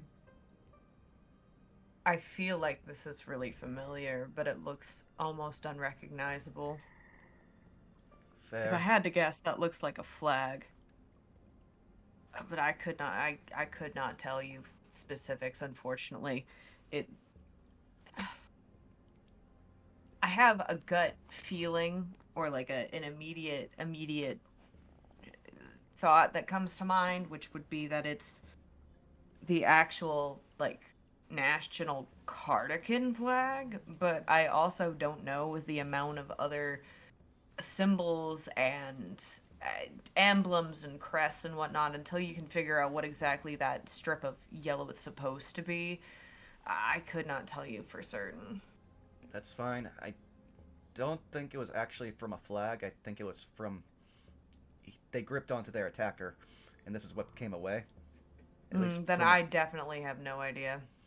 Well, it's black, and we've been explicitly told only one type of people dresses in all black. Rosvan looks to his all black clothes. You're burnt umber at best. But if seeing Roswan's confusion, he'll throw his head back, groan, "The cult with no name." Yes, of course, of course. Does anything like that ring a bell to me by chance, Sarah? Roll Any me kind of... a history check with advantage. Okay. And here... I guess don't- not. Remember the cult with no name doing anything with yellow.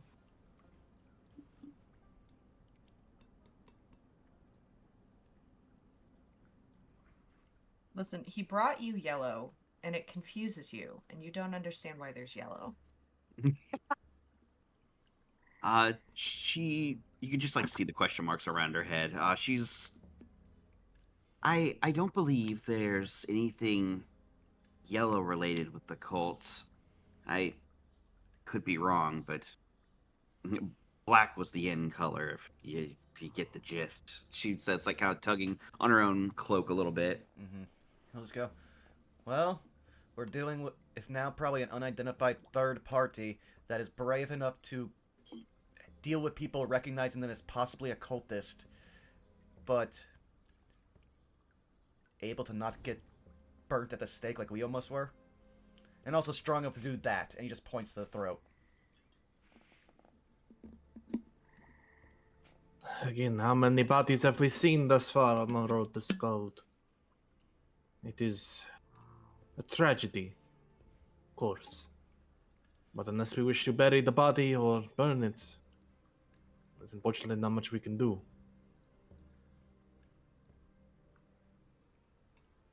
Yeah, they tried to kill us. I'm not burying them.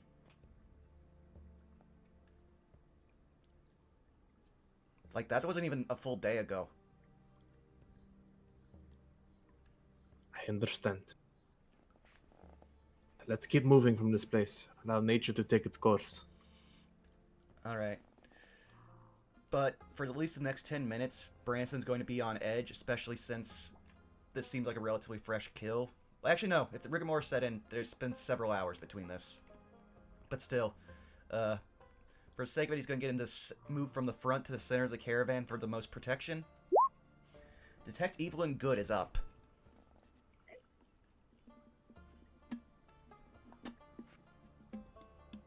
Because I believe from end to end of the caravan is about 30 feet, not counting Mr. Ox. Correct. We know he's not evil. He would never do us harm. Who's the villain all along? Yeah, no, level 20 Evil Druid, man. Come on. We've known this for like 5 Yeah, sessions. we've talked about this.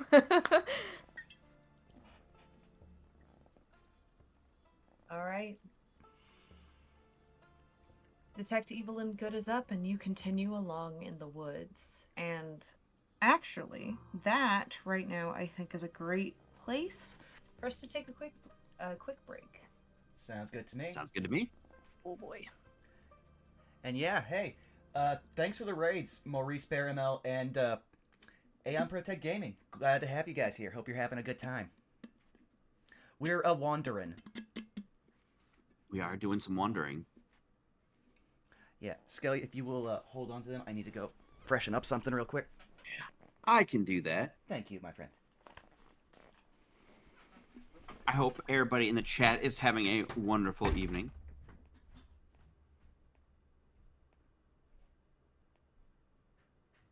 Yes, make sure to stretch and drink as you are able.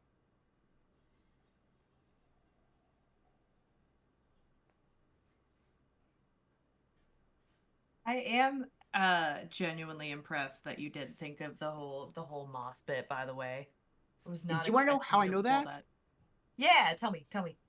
There was a time in my life where I lived in southern Missouri in the Ozark Mountains. My dad owned a tract of 80-something acres, and I would just go off a wandering. Now, I had a compass and I had a satellite phone in case I got lost in, right? But my dad taught me a couple ways to navigate. And one of them is I always knew that our house was always on the eastmost side of our property. because our property was butted up against the Mark Twain National Forest, it had really tall ass fencing on 3 of its sides, so I couldn't exit our property easily unless I went behind the house. So if I always followed the fact that the moss was on the north side of trees, our house was on the eastmost area, I would always find my way back.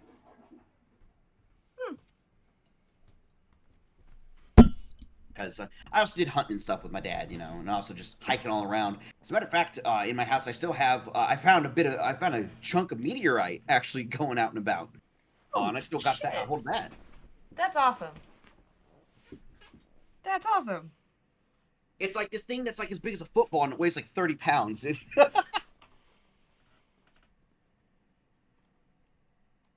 I learned that fun fact, combination of my family and, dare I say it, the Girl Scouts. Um, no, I've mentioned this a couple times that my family is from the northern swamps of Wisconsin. And so camping and like hiking, not so much on the hunting front, but exploring shall we say the natural phenomenon a la waterfalls, caves, lots of cave diving. Um I like how I just came going back on to hikes. Sarah's. Sorry, I like how I Huh? came back to Sarah saying, "Oh yeah, I'm bog people." Yeah, actually. But that's basically how my when I was a kid, my uncle taught me that fact. He also taught me at a very young age how to detect poison ivy, poison oak, and what is it, the burning nettle or something like that, I think is what it's Steam nettle. called. Yeah, yeah. I've been able to detect that all of that since I was 5 years old, and I've never gotten it once. Oh yeah. But no, I was very proud of you. I was like, hey, you you know this fun fact. I'm gonna reward you for that because not many people that I have played D&D with have thought to use that kind of knowledge in the game as like survival. So no, I was very, very pleasantly surprised. I wish you could have seen the look on my face when you said, I want to check for moss on the trees. Yeah, a couple little survival tips to help, and just some other stuff learned over like the decades of tabletop. So I It haven't. is what can I say? amazing. Sorry? Hmm? Nope, you first. Yeah, I was going through my entire spells of because I haven't really unprepared a lot of the spells on my sheet. Branson, like, he's starting to learn the gaps that he fills in the group spellcasting wise. So I don't typically change my spells a lot. But I was furiously looking through everything prepared, even like my cantrips, to see if can I discern north. I was like, thaumaturgy can do 100 things. Can do that? No. Damn. I also can't ask directions from a snake because I don't think they're very much indigenous here. You would have to try looking for one. I know from experience and from being in one of the more snake-populated states in America, uh, not easy and not wise. I will say they might be around because one of the background tracks, I swear I hear a snake in the and it's so that's to be a snake somewhere. Oh no, that just goes to like for a track that we were using for Saved by a Spell. We're in a sewer, but the track has a screeching monkey. So I was like, I love our sewer monkeys. Yeah. Makes me think of the in the Unexpectables, the accidental baby. Mm-hmm. Yes. Every time. Okay. Are we all back, by the way? I believe so. Mm-hmm. I'm all good here.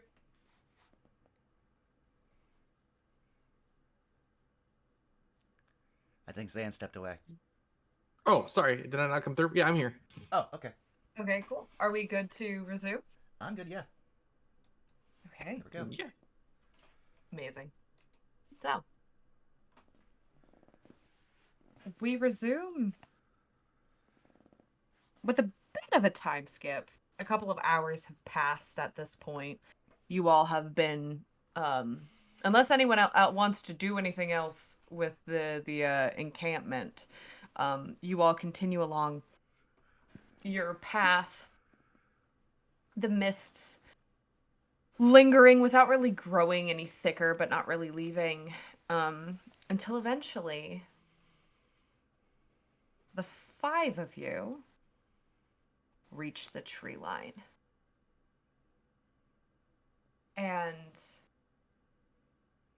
the trees open into what appears to be miles upon miles of grassland, of open plain, of open field.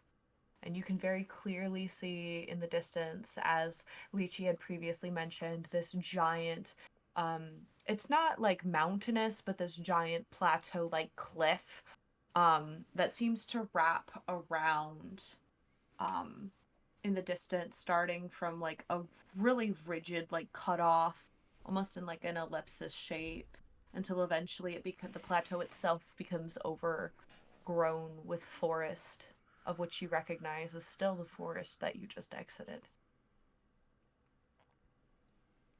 And as the 5 of you emerge into this open field, I would like a Festial to make me a survival check. Okay. 20. 20. You notice a couple of things immediately. Hearing the signs of ever growing insect at this point, and you sort of see the breezes billowing through all of the tall grass and the wildflowers, and you notice in that wind a break. It's a ways off, but you do in fact see a break, almost like a line in that plain, in that grown grass, and you would recognize that to be a road. He'll immediately point it out. Oh, look, Lychee, is that the road we were expecting to be on? He looks over and you see, like, very visibly his features sort of like relax just a little bit. There is this look in his eye, and you see like a slow up tilt of the lips into a smirk as he just kind of nods like in satisfaction. Yeah, no, that definitely I'd say that's the road to Harmonia if I'd ever seen it. That's where we need to go if we want to get back on road instead of wheeling through mud and tall grass. I do just want to ask one thing. You did specify that there is a bit of a small den of insects. Does any of it? Oh, it's like if you've ever been in like a big plain, right, or like a Mhm. big field where there's just like clouds of gnats and like other flies and beetles and bugs, just like a whole ecosystem, if you will, of bug life that has emerged. Oh yeah, like I understand that. It's just that Brance is trying to see if he hears a very specific buzz because we have been attacked by giant insects here. Fair enough. Go ahead and roll me a survival check. Or I'm sorry, yeah, survival check. We'll go with survival. 18. No, not currently. You also remember that particular buzz to be, you think, a little bit louder, which would make sense considering how big those hornets were. Yeah, still. At this point, he's like, okay, the mist has stopped fucking with us, but this is still Cardicus. It will fuck with us no matter what. But yeah, just silently following Leechy's orders at this point.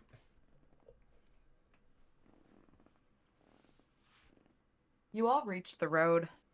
The road is still long, but it does not take a super long time for you to start seeing the telltale signs of buildings over the horizon, and even more so, this initial signs of the spatterings of shacks and buildings. And at that point, Lychee kind of just looks to the lot of you and goes, looks like we're almost to the out town. We're almost there. I said that this was going to take longer than a week. I guess, whatever powers may be, I have other plans. At You least guys are an interesting crew. At least you save on coin. Mm-hmm. That's very true. We're almost there. He kind of looks over to Lena for a moment. Have you ever been to Skald, or is this a first time for you? That's a fantastic question, Dungeon Master, I say as I look your way. That's a fantastic question, Lena, as I stare back at you. If I had to say, I would assume in my trek involving the cult might have taken me through town very briefly. If I were to take a guess. Possibly. It's possible. I will say if they did, you probably didn't make it too far past the walls. Which, for the record, you all do see. You see again, telltale signs of like a city, but one of the things that I should clarify on that front is you see a giant wall. Stone, you can tell even from this distance, and you do see the signs of some garrisons and some towers in like the near distance and en route to where you were headed. But chances are, if you did, you probably didn't stray too far into the city. Probably in the what is called the out town. That is what the local Cardigans refer to the sort of like outer. You know how like sometimes cities will have like an outer city, like an outer. Mm-hmm. There's a word I'm looking for. It's You ever been to the Cloud District? But it's basically like the like anything that's not on the inside of the city, like a small town almost of just straggling buildings. That is called the out town. And you've probably been maybe once or twice around that area, but not too much farther in. You certainly haven't been through the garrison, and you certainly haven't been on the inside of the walls.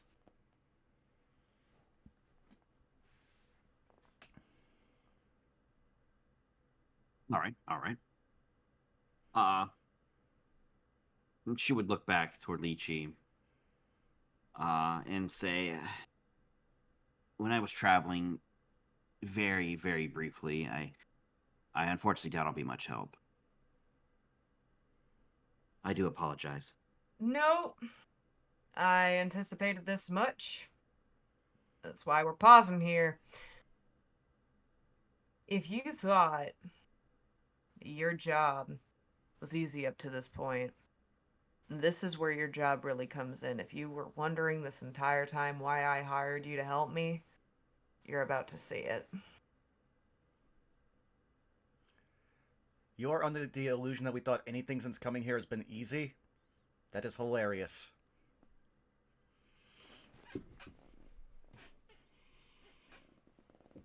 He just blinks at you. Very Deadpan. nonchalantly. Yeah, no, he just stares back as blankly as just like, my friend, we did not know peace until we met you.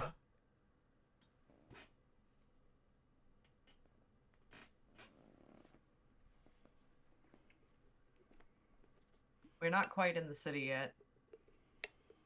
When we actually reach my actual shop front, it'll be at that point where we will call this, shall we say, trek finished. But until that point hits, this is when you get to do your job. Not to say that you haven't done it before. He kind of looks amongst the four of you. Not to say that you weren't doing a great job before either. This is the real reason why I hired you all. And until we get to that storefront, you all best be on your guard. Hearing that, Branson will unsheath his belt, not his belt, his axe, and he will also... He immediately throws a hand up to stop you. Hmm? Don't make a scene. You don't want that unless it comes to you. Fine. What Yeah. I'm getting at is that why would a caravan need guards to protect goods unless you're here to protect my goods? You putting the pieces together? Yes. Cool. And if we're on the same page, I have no qualms with moving forward, though I would recommend the four of you get into position and do so quick. I can already tell there are eyes on us. And he turns around and he starts walking forward down the path. I mean, if anyone knows anyone from the Withered Arrow, like, I'm pretty sure most people are going to recognize us. We have an open bounty on us.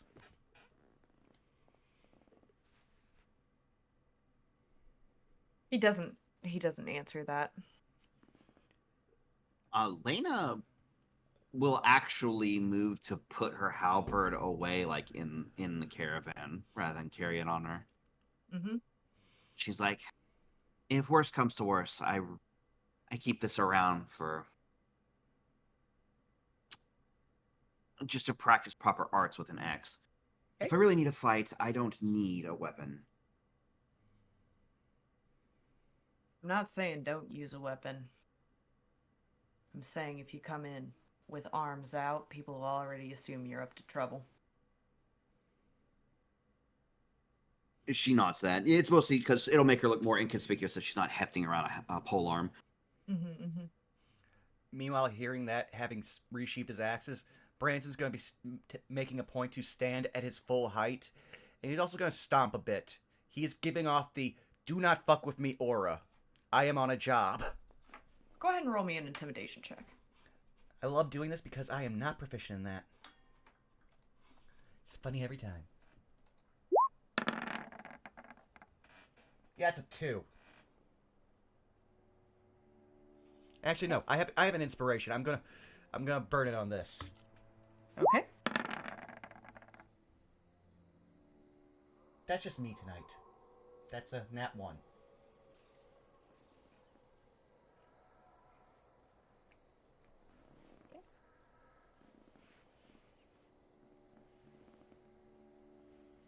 How are you all taking formation around the caravan? I'd assume we Rosvan's sitting shotgun. if he sees Rosvan doing that, he will.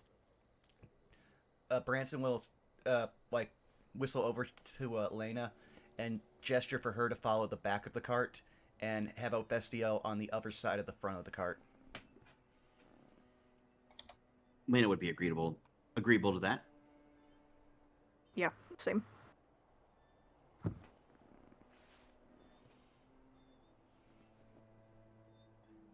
Alrighty. So. Apologies, give me just a second to pull out my notes. Gotta switch tabs really, really fast. There we go. Alrighty. So.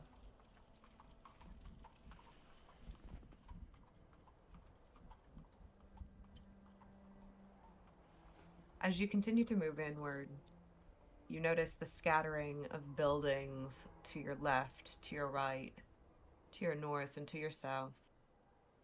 Most of them are made immediately, you can tell, from what appears to be scrap lumber.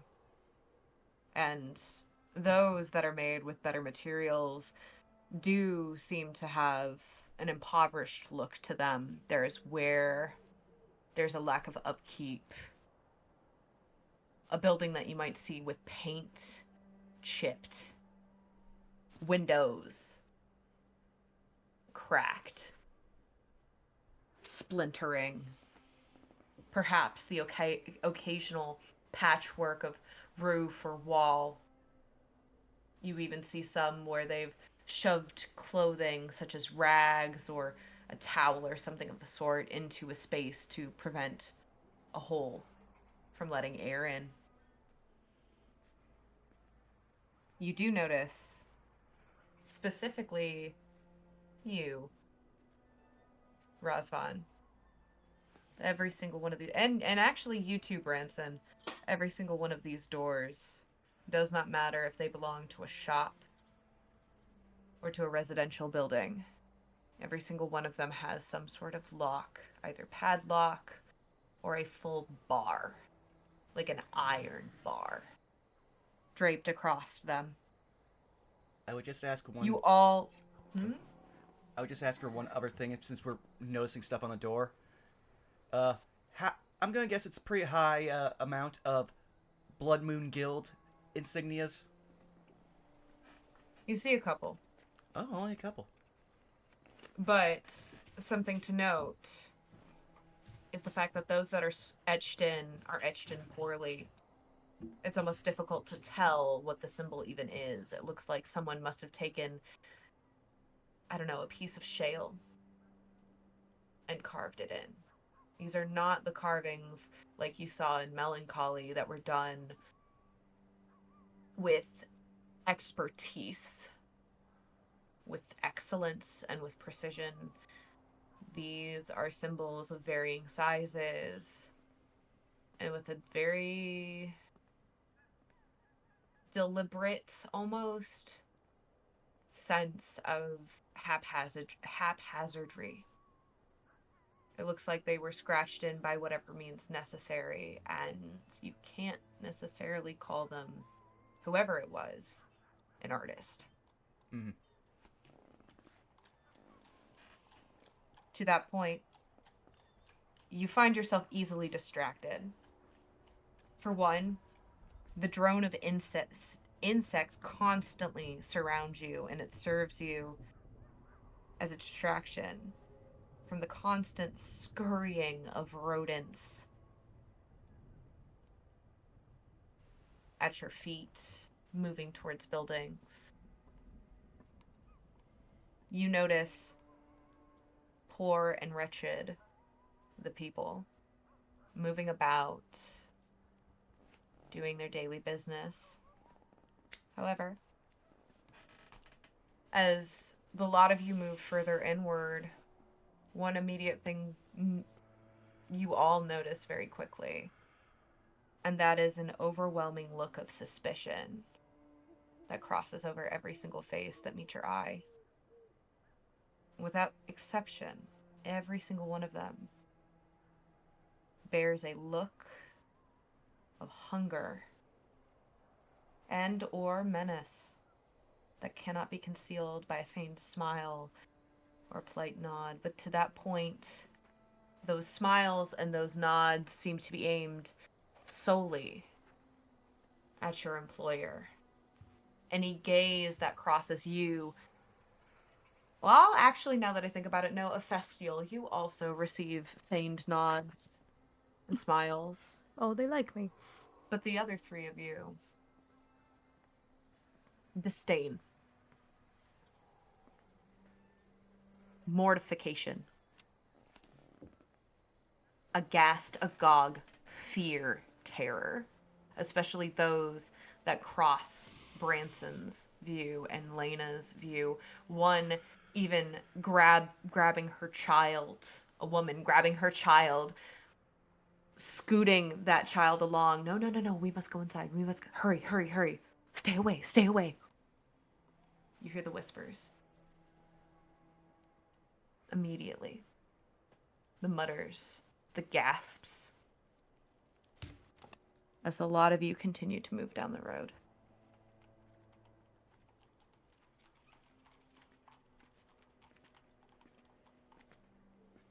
I imagine we're all seeing this.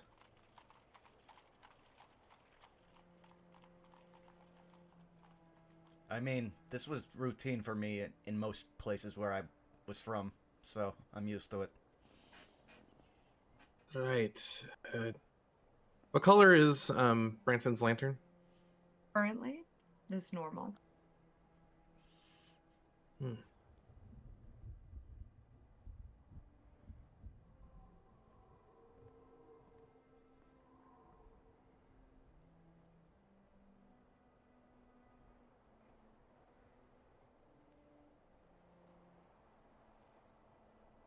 Well, Lychee, I imagine this is. Do we just continue on? Looky here, this bunch of ingrates in our town. This is a random person off to the side. Here I thought you were good people, Leech. And here you are bringing on a pack of misfits.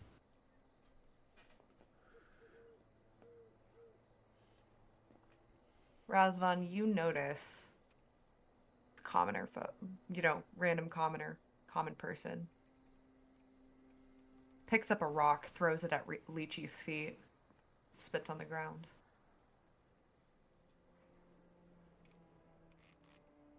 Of course, you would bring crooks into here. Suspicious people.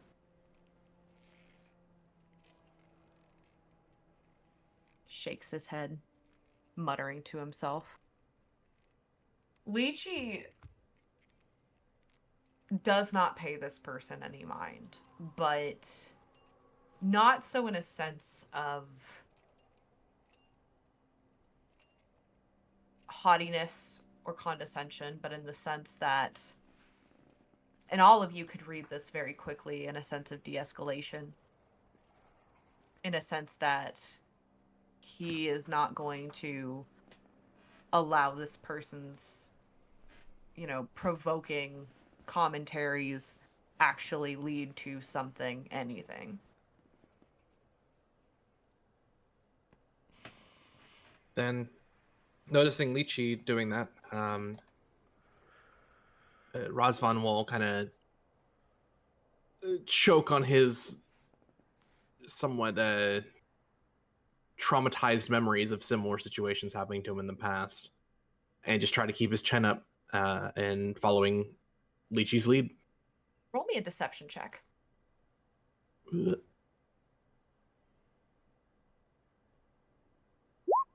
24. 24. As you hold your head high, keeping yourself steady, keeping the ox steady,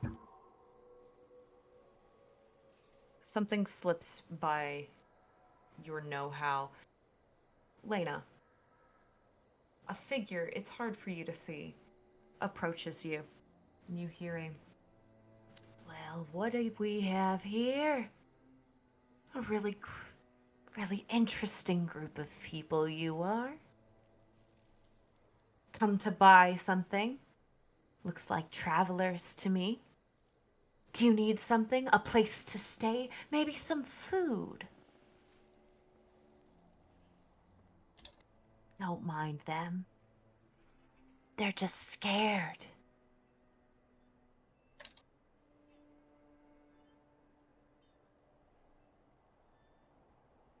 She is. Oh, go ahead. Good. No, you go ahead. She's going to do her best to mostly just disengage out of the current situation to not cause any more problems. I'm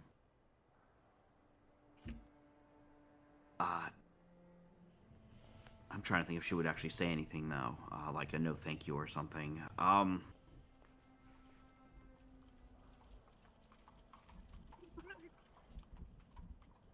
While you're thinking, Razvan, did you want to do something? Oh, no. We're good. Okay. Just checking. So then what does Lena do? She's too nice for her own good. She will say, she'll kindly say, perhaps later this evening, she will say, and kind of give like a small little bow and keep moving forward, trying to keep up with the caravan. Aw, are you sure? You must have been out there in the woods. Quite an awful journey coming from the Wildersung. You sure you don't need any? I've got fresh bread. I can offer you a bite to eat. You must be starving. All of you. God, her stomach probably is grumbling at the moment. But she would still acquiesce and say, I do thank you for the offer, but we must be going. Takes another step alongside you. You Oh, sure? thanks. Are you positive? See, I know your types. I know your types. See, unless I'm mistaken, you're looking to wait until you settle somewhere, right? Well, how about you hear this then? If you go into Skald, actually go inside, I bet you they're gonna rob you at a house and a home. Those rich hoity-toity types like to just run everybody dry of their coin and their wits and their talents. See, if you go in without having a need, without needing to eat, they don't have to scrub you clean of your gold. I can offer you bread for just a copper apiece. Then you don't have to worry about a thing. While this is going on, Ephestial, Branson, and Razvan, go ahead and roll me a perception check.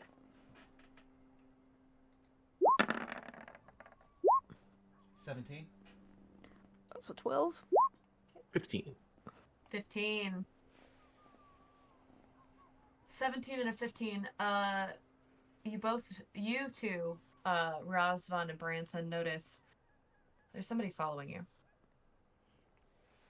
Am I Following hearing the caravan. Am I hearing any snippets of the conversation, or is the din around us too high?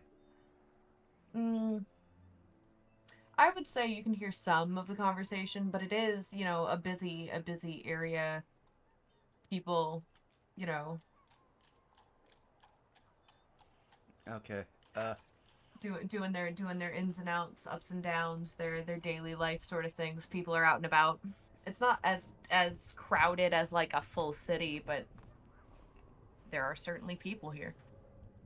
Okay. Branson will, because again, everyone's kind of staring at the group as it is, he'll make a visible show of like stopping his like very robotic marching he's doing and wait until the back of the caravan like gets to him. And then do I see the person? It's hard to tell in the crowd, but you do know that you're being followed. Oh, I thought we were just referring to the person that was alongside Lena.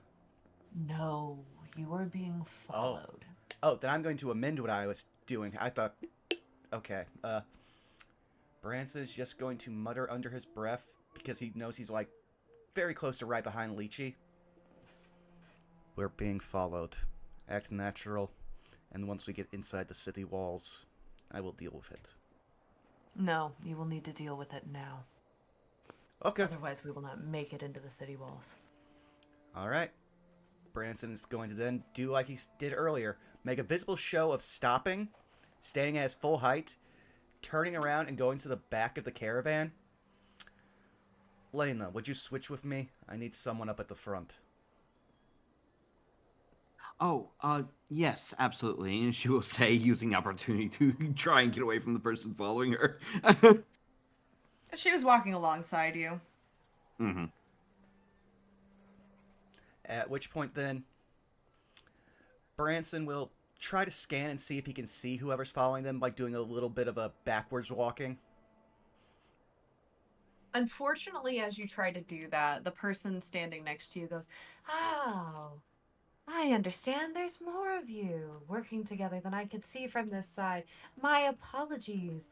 My offer does still stand, though. If you all are incredibly hungry, I do have fresh bread, and I do have some meat that I'm offering to share. It'll be much cheaper here than if you're in the city gates. Please, please come. Come. Take a rest. I'm sure you've been journeying for such a long time." Branson, unfortunately, your entire gaze is being occupied by this person. Oh yeah, no, he's just waiting for a break in the conversation where they are going to let him respond. Unless you respond now, they're Okay. going to continue. And he's just going to say, "Ma'am, do you have a name for your establishment?"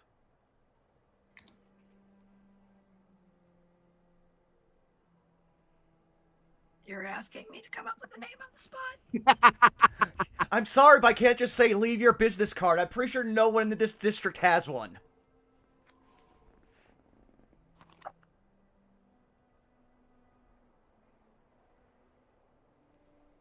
I'm sorry, I don't have one.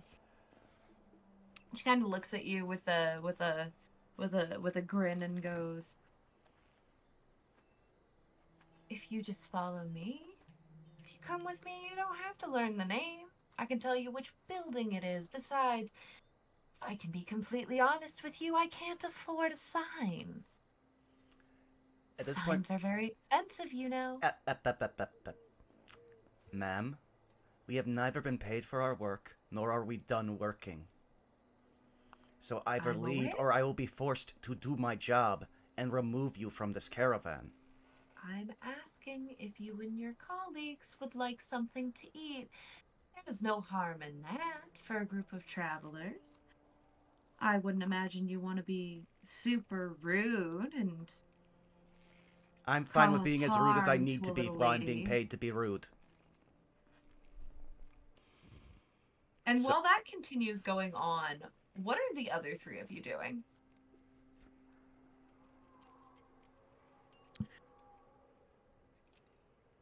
Razvan's just going to be keeping a casual eye on the caravan. As Lychee did Okay. say, our job is to defend it, so he's Yeah. going to make sure no one's trying to pickpocket or get anywhere close to the caravan. Sure. Ophestula, he's been given a little bit different of a welcome, has been trying to smile and wave off anybody that approaches from that side to see if they won't just leave them alone.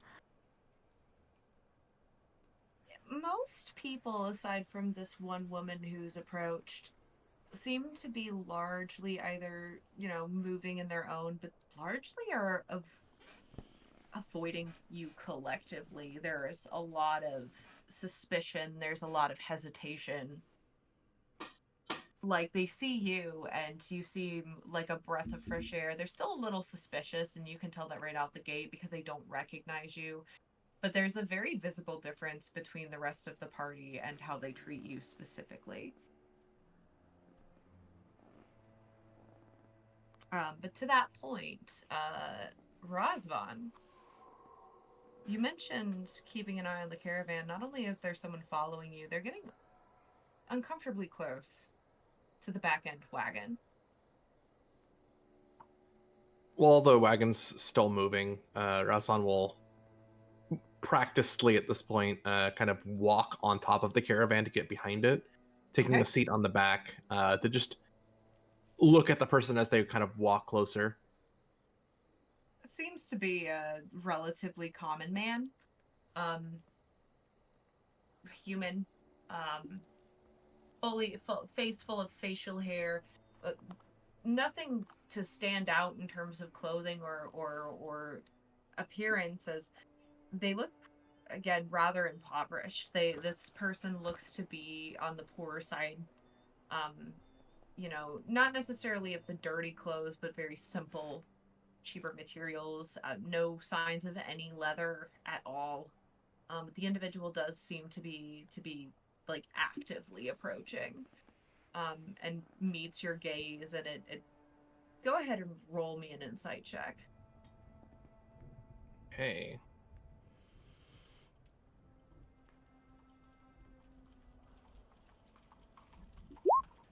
$13.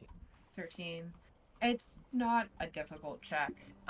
This person is trying to play it off as if, they're just minding their own business.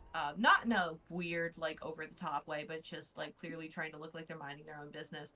But you can very clearly see that this person has the intent, probably, to go after whatever is in your wagon. Can I help you? Just addressing him outright. I've got places to be. I have things to do. We're sharing the same main road. All right, then make sure you share the road and that's it. Go ahead and roll me a dexterity saving throw. Uh-oh. 9. He throws a it's not the best well made, but he throws a dagger in your direction and you take 1 point of piercing. You kind of look towards him. It's oddly necessary. Did anyone else see that? Yeah, I was about to ask. Branson, you're too busy. Alfestial, you're too busy. Lena, what are you doing? Would be keeping an eye mostly on basically the area that Branson was previously occupying. Then no. Lena didn't see it either. No. All right, then. It looks like everyone has their hands full, waving people off, trying to deal with common folk, so to speak. Then Razvan will kind of look towards this person, his eyes glowing a bit red in anger, and he's going to cast Dissonant Whispers on them. Okay. We might have just killed a man walking into town, but this is gonna be hilarious. It's going to be non-lethal. What's funny about it is like that only that person can hear the spell. So. Yep. Sorry, I'm rolling a dice. Wisdom saving throw. Yep. It is a common person. That is a 13. It does not pass. Okay. So 11 psychic non-lethal. This person groans as they grasp their head and just almost stumble back a moment, off their game, and they You kind of real quick, just hearing a whisper through the wind, this person's ears, will hear Razvan's voice. Your wardrobe choice is off season. damn. Yama! Are you sure that was non-lethal? Holy crap. Grandkids will feel that. But he very clearly hears your words, and like I said, there's a pulse in his head. And he just stumbles back a moment and groans.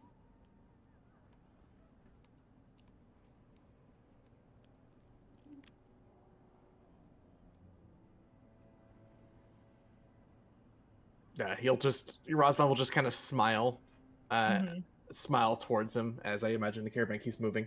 Yep, it keeps moving, and he's stumbling for a minute. For the sake of things, he doesn't have a lot of health, so yes, it's non-lethal, but he's effectively dazed. All right, then we're just gonna leave him behind there. We're not gonna call any attention to it.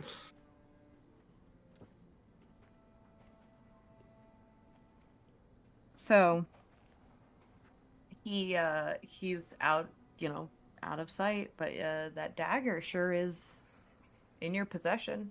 You do have a pretty rusty dagger. I'm gonna put Couldn't it down be healthy to be hit with that. I'm gonna put it down as Stinky Dagger. And you notice, as you keep an eye and a wits about you, the collective of you all, this seems to be a fairly common occurrence. I'll go ahead and ask for all of you to once again make me a perception check. Branson, you're at disadvantage because this woman is not letting up. That's fine. I have a plan for her. That's a 14. 16 from me. 14. Okay. Once again, Razvan? 21. 21. Yeah, this makes sense. This makes a lot of sense. So, on a 14, Lena and Branson, you notice that first and foremost, you notice that dog that was with you before has gone. You're not entirely sure where it went. You're not entirely sure when it left. dog is no longer there. The next thing that you both notice, and all collectively of you notice this, but you notice the fact that people are a combination of continuing to avoid you and some people stopping and like assessing you, assessing what you're doing. For the 16 Ephestrial, you notice that there are a few people staring and watching? But like clearly written on their face is the intent to act. Whether that is to attack, whether that is to approach. You weren't entirely certain. But people are watching. And Razvan, you notice this in particular, and especially, but you notice that there are a couple of other people that are looking to try and take advantage of the situation and are starting to crown inward. As if wanting to rob you. It looks like there is a bit of a crowd gathering. Kind of bring attention to the rest of the group and Lychee.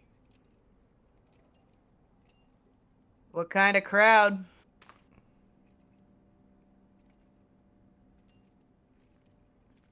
The noisy kind? Looks like the kind that mean to take away your precious goods. Do what you do best. Could I hear those orders, or was that just between them? I mean, this is out loud, so. I mean, it's out loud, but Okay. it was clearly in response to what Razvan said. Yeah, I'm dealing with the woman and trying to figure out all the stuff about what's going on around us. You are fairly distracted, but you can still hear them. Okay. She's actively, like, the thing about her is she's actively engaging you in conversation, like, repeatedly prodding, asking you questions, like, very much hounding you for, not necessarily for information, but trying to get you to come for a meal, to come for rest, to take advantage of what she has to offer you. And she's being more than annoying about it. She is being very persistent about it. Can I have, while talking with her, could I have insighted her to figure out if she's scamming us, or is this someone, because we are trying to find a secret society, they might have been warned about us. We might have to meet this person. Roll me an insight check. 19. She genuinely wants you to take advantage of what she has to offer. It is very difficult to garner anything beyond that because of just how annoying and persistent she is. She's genuinely repeating herself over and over, like, I have a place to stay, I have lodging, I have bread, I have meat, I have I can offer you rest and reprieve. You can have space and silence. She's offering you seemingly everything she has. And she's offering everything for as low as a copper. Yeah. At this point, Branson is going to be a dick. And also having heard that people are, closing in on us, he's going to make the most peaceful show to, both this woman and the people surrounding them, that he is not to be fucked with at this point. So he's going to pull his hood back so everyone can see how fully Yanti he is. Then he is going to use thaumaturgy to do several things at once, because I can use 3 effects simultaneously. His black lightning is going to crackle around his eyes. Every door and window that's not locked or, fastened is going to open around him. And there's going to be a loud crack of thunder before he yells, "I was hired to inflict violence on anyone who comes near this caravan! If you do not leave, I will do what I was paid for!" So I think he's got everyone's attention now. Uh-huh. Though she smiles at you. Who? Someone was gonna sing something. So sorry. In case a intimidation check is needed, Razvan's going to kind of mess with the lighting with some minor illusions to give bardic Okay. inspiration. Okay. Yeah, I will need an intimidation check. What's the That's- d6? Yeah, I know. I should have spec'd him in this, but he's not charismatic. He is the awkward boy. Oh. Okay, 12. She still smiles at you. But you said inflict violence. By that logic, I'm fine. And there should be no problem here. It doesn't seem to me like you understand the situation, and Branson's gonna perhaps cut it her would off be right better there. for you to speak to Branson. somebody else. And she walks away from you Okay. and starts heading over to Lena. She's done talking to you. Oh well, Branson made a scene. Hopefully some people were intimidated by 12. At the very least, you warned people what would happen if they came close. 100%. And I mean, people were already eyeing you collectively very scared and intimidated to begin with. So at this point, you do see people like actively moving away from you. And you've definitely drawn attention to yourself. You don't need a perception check to be able to determine that. Yeah, I would say, having lost his battle with her, Branson will just fully snarl, show off his, like, not vampire length, like, incisors, but his enlarged incisors to everyone to show, oh, this is a very scary animalistic man. Do not fuck with him. Mhm. And then just go back to, like, covering the back of the caravan. Razvan's going to walk back to the front, taking shotgun, and try to move the ox a little bit faster. Go ahead and roll me a animal handling check. Uh-oh. While you're doing that, Ephestial, you start to hear rumors of people saying, "Oh, they're with the wolves. They're with the wolves. They're with the wolves. Back away. Get away. Get away. Take shelter. Hide."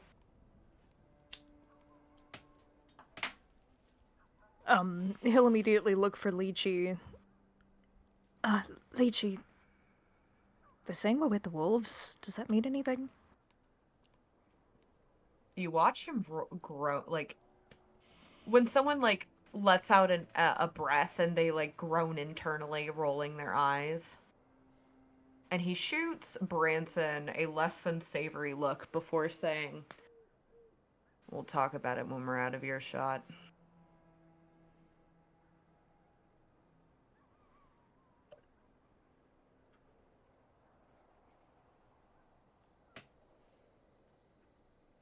"14 is enough to get that ox to move faster, by the way.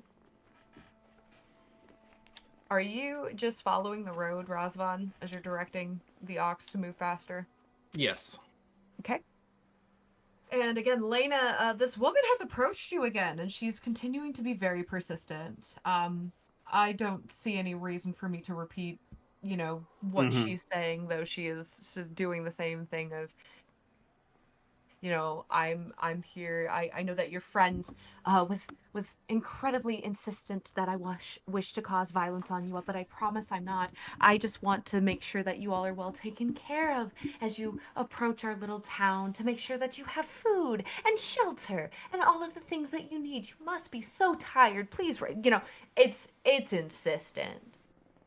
And she continues to follow you as you continue to move down the road. Lena is trying to be very nice and trying to like ignore them. Roll me a persuasion check. Funny enough, Lena's charisma is not bad at all, and I believe no, she doesn't have it in persuasion. So, okay.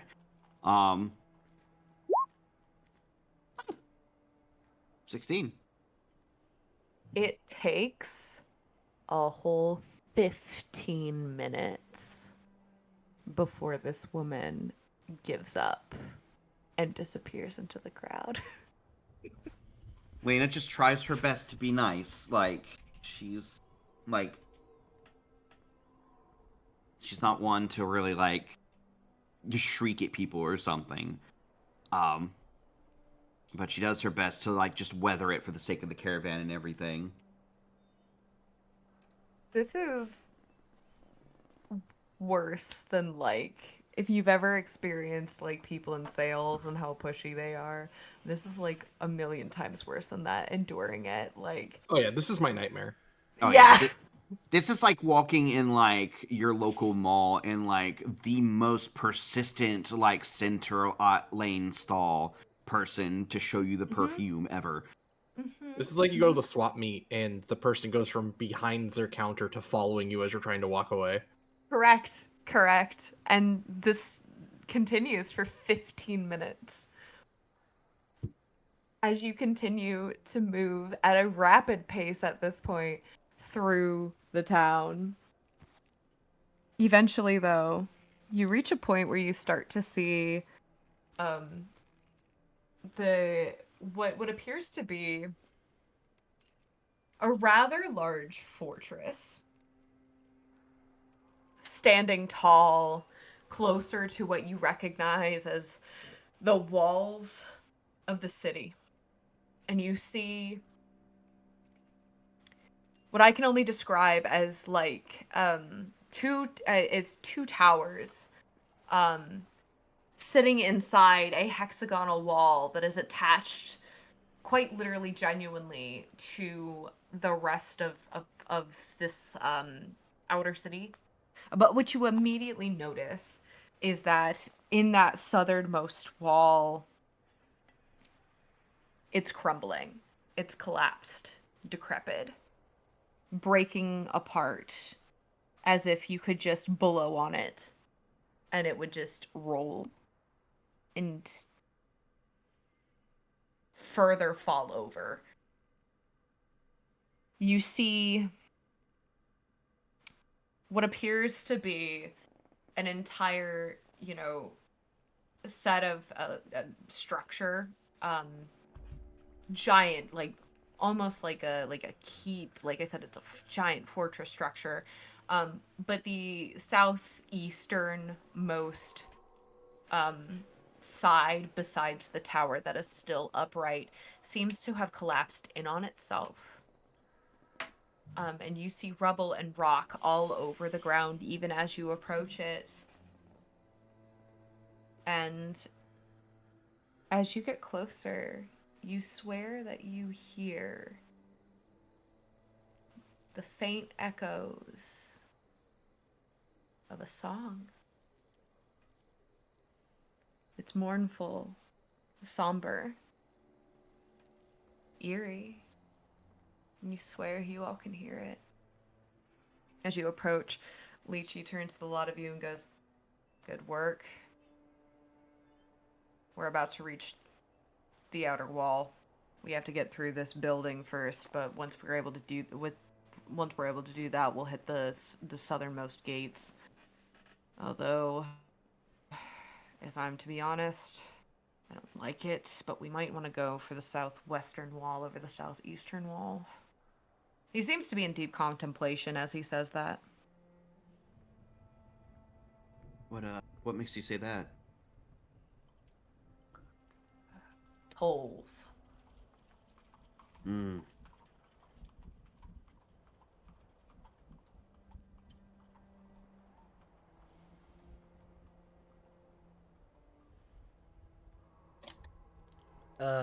Hearing that, like, Branson will also just go up to Leech and just go, "I understand tolls, but I also want to know if this is about possible inspections." Oh, 100%, but we're going to be inspected either way. Fair enough, you've taken into account. I will go where you ask. Lena, go ahead and roll me. I think in this case, it's just going to be a general wisdom check. Okay.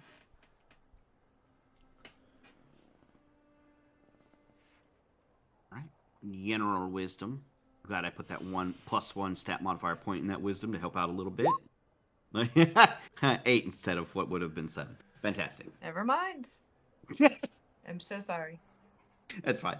It's been that night for us. Yeah, you can't get them all. It's fine.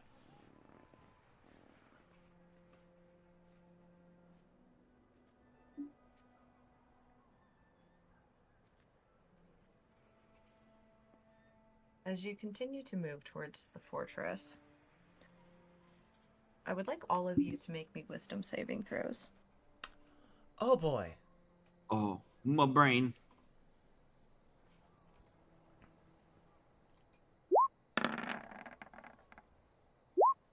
My highest save, and it's a 13.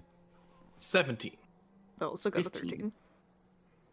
Hephaestiel and Branson, as you continue to move closer and closer towards this building, at the foot of the collapse, where the road opens inward towards the southern wall and in towards the fortress, you both swear you see a visage of 2 soldiers standing at attention. You swear for a moment, you hear chatter before, like that whoosh, the shadows bend just right and they seem to vanish before you.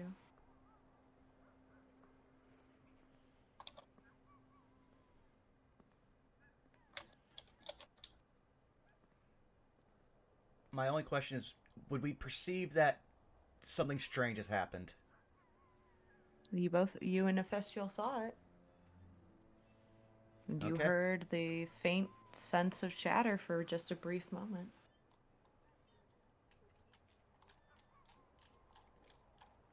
Considering that's the most innocuous, like, scary thing that could have happened to us, at this point Branson's like, it's not running to kill us, I don't care anymore. Yeah, I was gonna say, we've seen worse. It's fine. We peep the horrors on the regular. We'd outrate them. And like this, yeah, on the scale from 0 to oh my god, I think this is fine. As the shadows grow longer, they seem to outstretch towards you. Both of you see that as you come across the structure. Is there anything you wish to do at the base of this structure? Do you wish to go inside?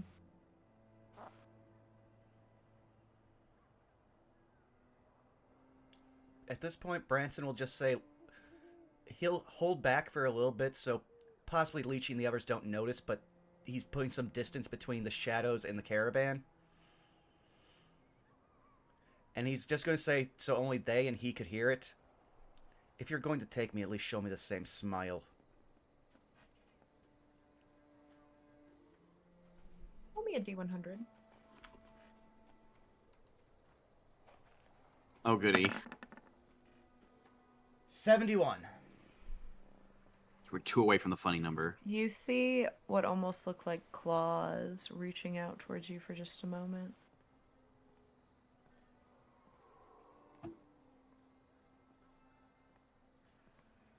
I'm coming into your den.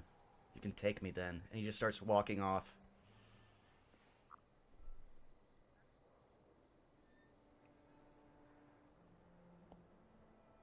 Does anyone else wish to do anything? Branson, where are you going?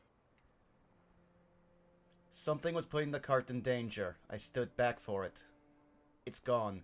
As he goes to rejoin.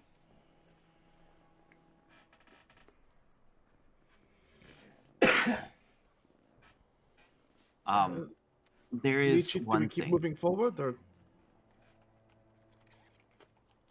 I mean, we could, unless you guys need to do anything. We're basically here. There is one thing we need to talk about. And she's gonna like gesture to basically the group, except for Lychee. back in my hometown, there are places where you go up to gates, you pay tolls, and you register.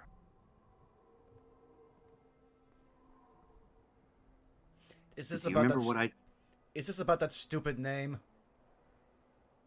Yes. At this If point, we're after going- go Oh, ahead. You go ahead. This is going to be the point where we're going to need to refer to ourselves as a group. Otherwise, we are going to be singled out and picked off for any number of reasons. It'll be the most important now than of any other time to try and establish some kind of moniker for ourselves.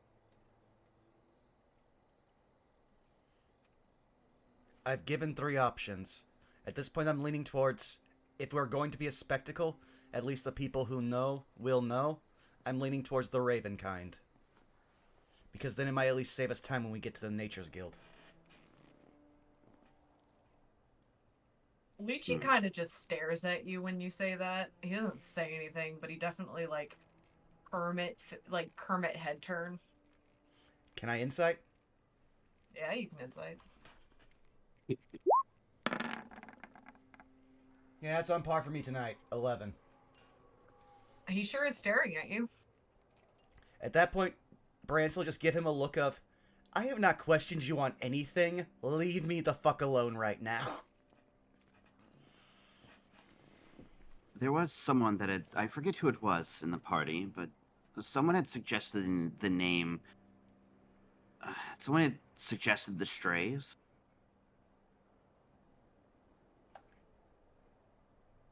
I'm fine with that.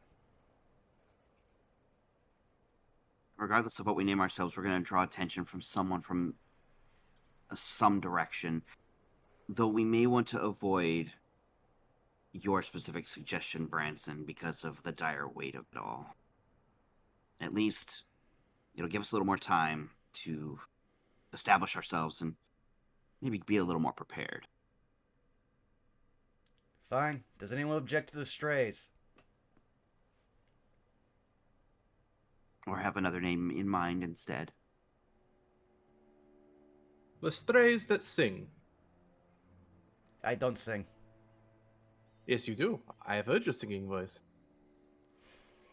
He is going to roll his eyes and be like, do not put this on me. I will only sing for you. I am not doing this as a profession. Don't put this evil on me, Ricky Bobby. Very well. We are the strays who sing. Please, no. I like the addition, Razvan. Cannot lie. And she'll like close her eyes, smile, and just point an index finger like over the back of her toward you.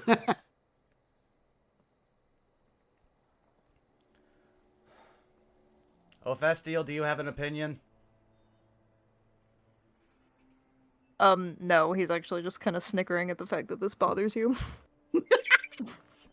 You will watch the most, like, I want to shake you like Homer does Bart moment with him. Like, this is the first time it's like, there's exasperation from Branson to you. It's just like, all right, we have chosen my personal hell. Let us move forward.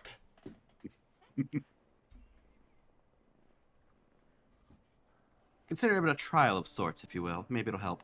She says as she smiles walking past you. My entire life is a trial, woman! Did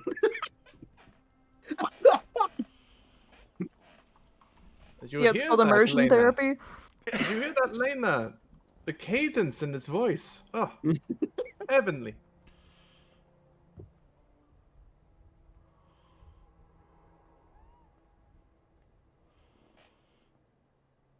All right, Lena would probably, I guess, head up toward the front to help enter the building. You all done having an identity crisis? I think so. She says with probably the wryest smirk on her face you've probably seen. It's just three of the smarmiest faces you've ever seen, and then just an angry, angry snake in the back. Someone will die of fun!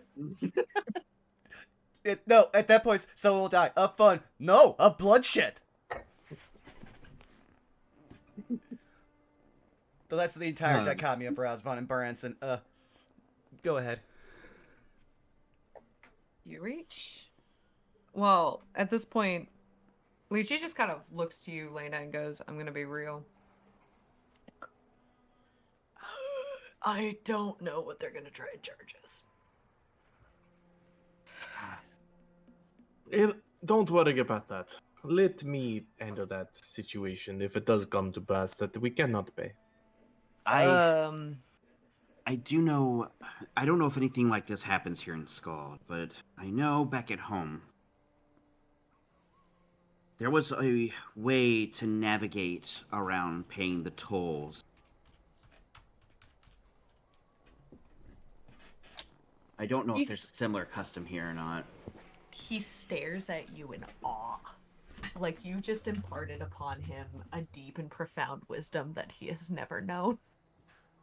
Back at home, when you would cross over important places like the gates in front of Harmonia or across the whirling bridge, there's a little way that natives could circumnavigate paying the toll. I don't know if such thing applies here. I wouldn't know the little trick behind it, unfortunately, for this particular place. Wouldn't either. This is news to me. Really? She looked. Why, yes. I might have to tell you about it once we get inside. He looks dumbfounded, awestruck. Like you have just imparted a revelation upon revelation to him. Like you just told a businessman, that he could save money. Yep. Yep. Wow. Until the end of time, we will constantly blow this man's mind. Yeah, I could not tell you for the life of me if such a method exists. Wow, really? This whole time? Yeah. And you, as a collective, move up towards what you see is on the other side. It's first and foremost, I should say, you are able to actually pass through the physical fortress. What looked like a situation beforehand of this great, tall, powerful structure, you physically can pass through it as you realize that it is hollowed. You even see this ragged, like, it's now very faded, but faded yellow curtain that has been torn in half, dangling scraps practically.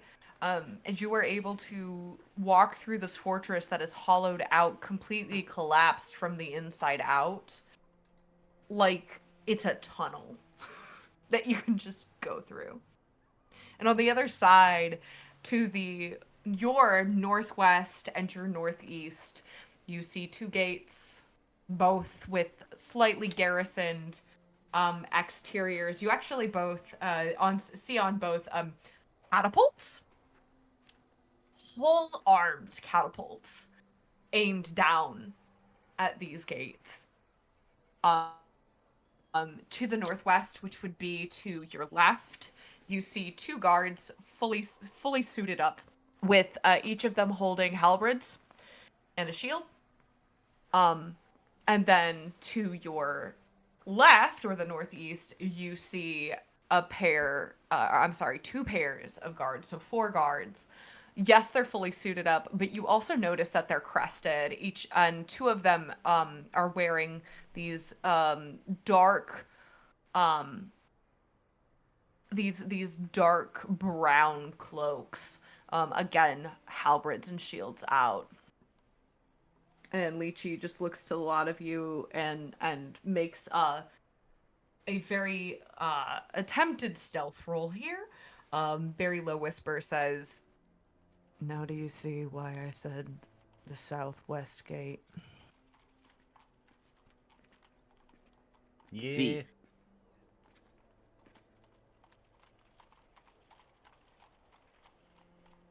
We'll have a better chance at slipping through with less hassle, as much as you're not gonna like what's on the other side. On a scale But On a scale of 1 to blue light. Listen, dude, if there are any vampires in this city, I would have gotten to them first, or they're really good at hiding. The most respectful look Branson has ever given this man.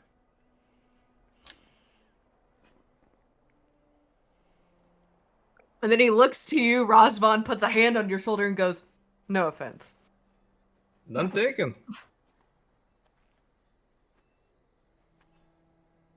But then you approach the gate, and of course, as to expected, you are greeted with a "Ho there! State your purpose. Identify yourselves." Kind of looking to Lychee, because Lychee is the leader of the caravan, to speak first, but if not, then Rasan will prepare to speak. Guys, do we really need to do this?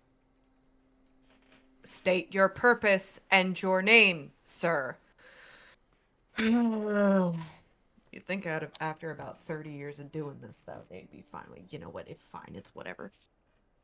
Yep, I am Dordo. These are my people. This is my caravan. We work for the indoor outpost. I am here to go home. And he looks so unenthused as he says all of this. And the guard looks to him and just goes, "We are inclined to search your vehicle, sir." And they pause, and the second guard takes a step forward and goes, "You did not properly introduce your employees. Who are they? What business do they have here? Will they leave as soon as you disappear? Will they leave with you? Will you escort them out?" And it's very obviously a bombardment of questions. For those of you in the home game wondering, that is a 16 on an intimidation check. What would we roll against that? I mean, the realist thing is you're not rolling against it. Just letting you know the intended, like, he's trying to come off as very intimidating. He's trying to come off as very aggressive, where his counterpart rolled a 2. Fair enough.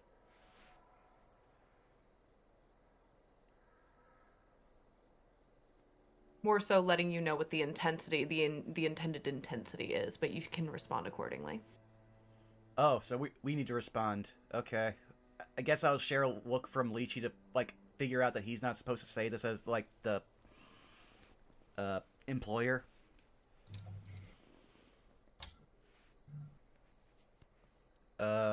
We are the strays that sing. We are here to possibly find a residence in the city, or at least stay for a prolonged set of time. We are very new to this land. Are you lying? No. Branson has nothing in charisma. He has no subtlety. He is just saying, yeah, no, we are just trying to come to this city. We might possibly buy property. We don't know yet. We have not seen this place. Okay. Roll me a persuasion check. Oh boy. Hey, Zan. Can you see the, like, can you see me? Can you help me? The entire time, the moment Branson introduced us as as the title that he fucking hates, the strays that sing, he's just been cackling and snickering to himself as he'll kind of just wave a hand. You could do well, Branson, and we'll get bardic inspiration. Thank you. Holy shit, but I'm still using that bardic inspiration, man. It's been that night. Oh boy, that is a 23! Thank you, Zan, I could kiss you! You missed your chance. Strangers He just in the kind of night. looks you up and down. He just looks you all up and down and goes, "The strays." I don't That's think you sing. can sing. All right, well, we'll be the test of that. But how long I know you said that you were thinking about it. How long do you expect to stay in the city?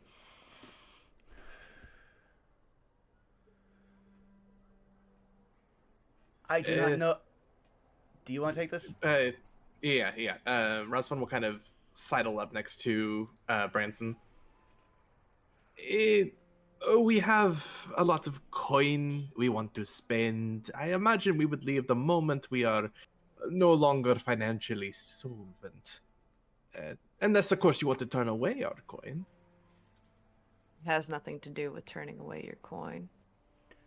We have business I with have the to Nature. know. We have business with the Nature Guild. We don't know how long we'll be here. It'll either be as little as a week, as up to 2 months. Very well. 20 gold. Branson's gonna huff because he knows no one else has been paid yet, and he will just hand the 20 gold over. You watch as he counts every individual gold piece. Oh yeah, no. Actually, I would say Branson pulls it out like in a practice motion as a stack from, again, stuff he was taught growing up. Sure. Absolutely. He still checks every single gold piece. Mm-hmm. And as he looks at the 20, puts it in a bag, which is a very, very worn but very nice leather bag, leather pouch. With, you immediately notice a loot insignia on it, and like one of those where the pattern has been engraved into the leather, and he tucks it away and he goes, "Open the gates!" And you hear the very, very harsh and loud shunt of, the peg likely being moved, and chains, that ticking sound as a gate is hoisted up. And the first thing that hits your collective ears is the faint and distant sound of singing. And as that hits your ears and the gates of Skald rise, that is where we are going to end tonight's session. We did it! We finally did it! We made it. We're not dead. Yet. And you all level up. Oh! Oh. I'm so happy! And then I remember how I'm going to have to fill in this sheet. Cleric was a choice. Hey, these bardic inspirations become a D8 now. Yeah, no, I am so glad for that bardic inspiration, Zan. Oh, I was sweating. Got you, baby bird. I believe you also get them back now on a short rest, too. Yes. Me, I start to get to show off the consistency of the 5e fighter even more. I'm a cleric with level 3 spells. I am the most dangerous low-level character.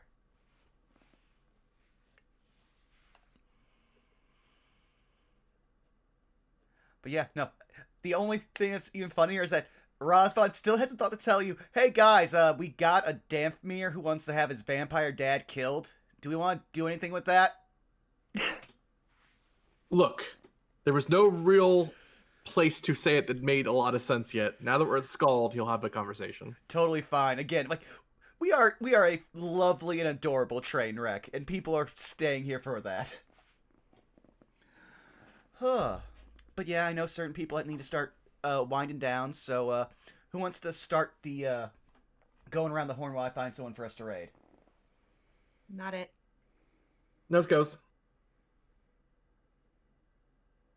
Skelly, you don't have a nose. Oh, damn it.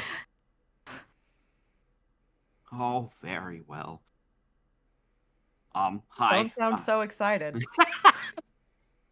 Hi, Oh, I'm shucks. Scaly Alpha. I can be found at Twitch and Blue Sky under the same monikers. Very busy week coming up. I have an announcement to make in the Discord this evening regarding some stuff coming in the future. Also going to be playing the last bits of Off with Saris and Pepper tomorrow evening.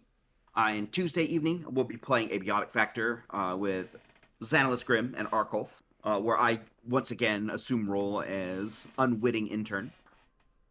Other than that, the rest of the weekend will be packed, and I'll make sure to post the schedule in the Discord in the near future. It will consist of a lot of Minecraft and tabletop. That's me, and I will pass it over to Cirrus.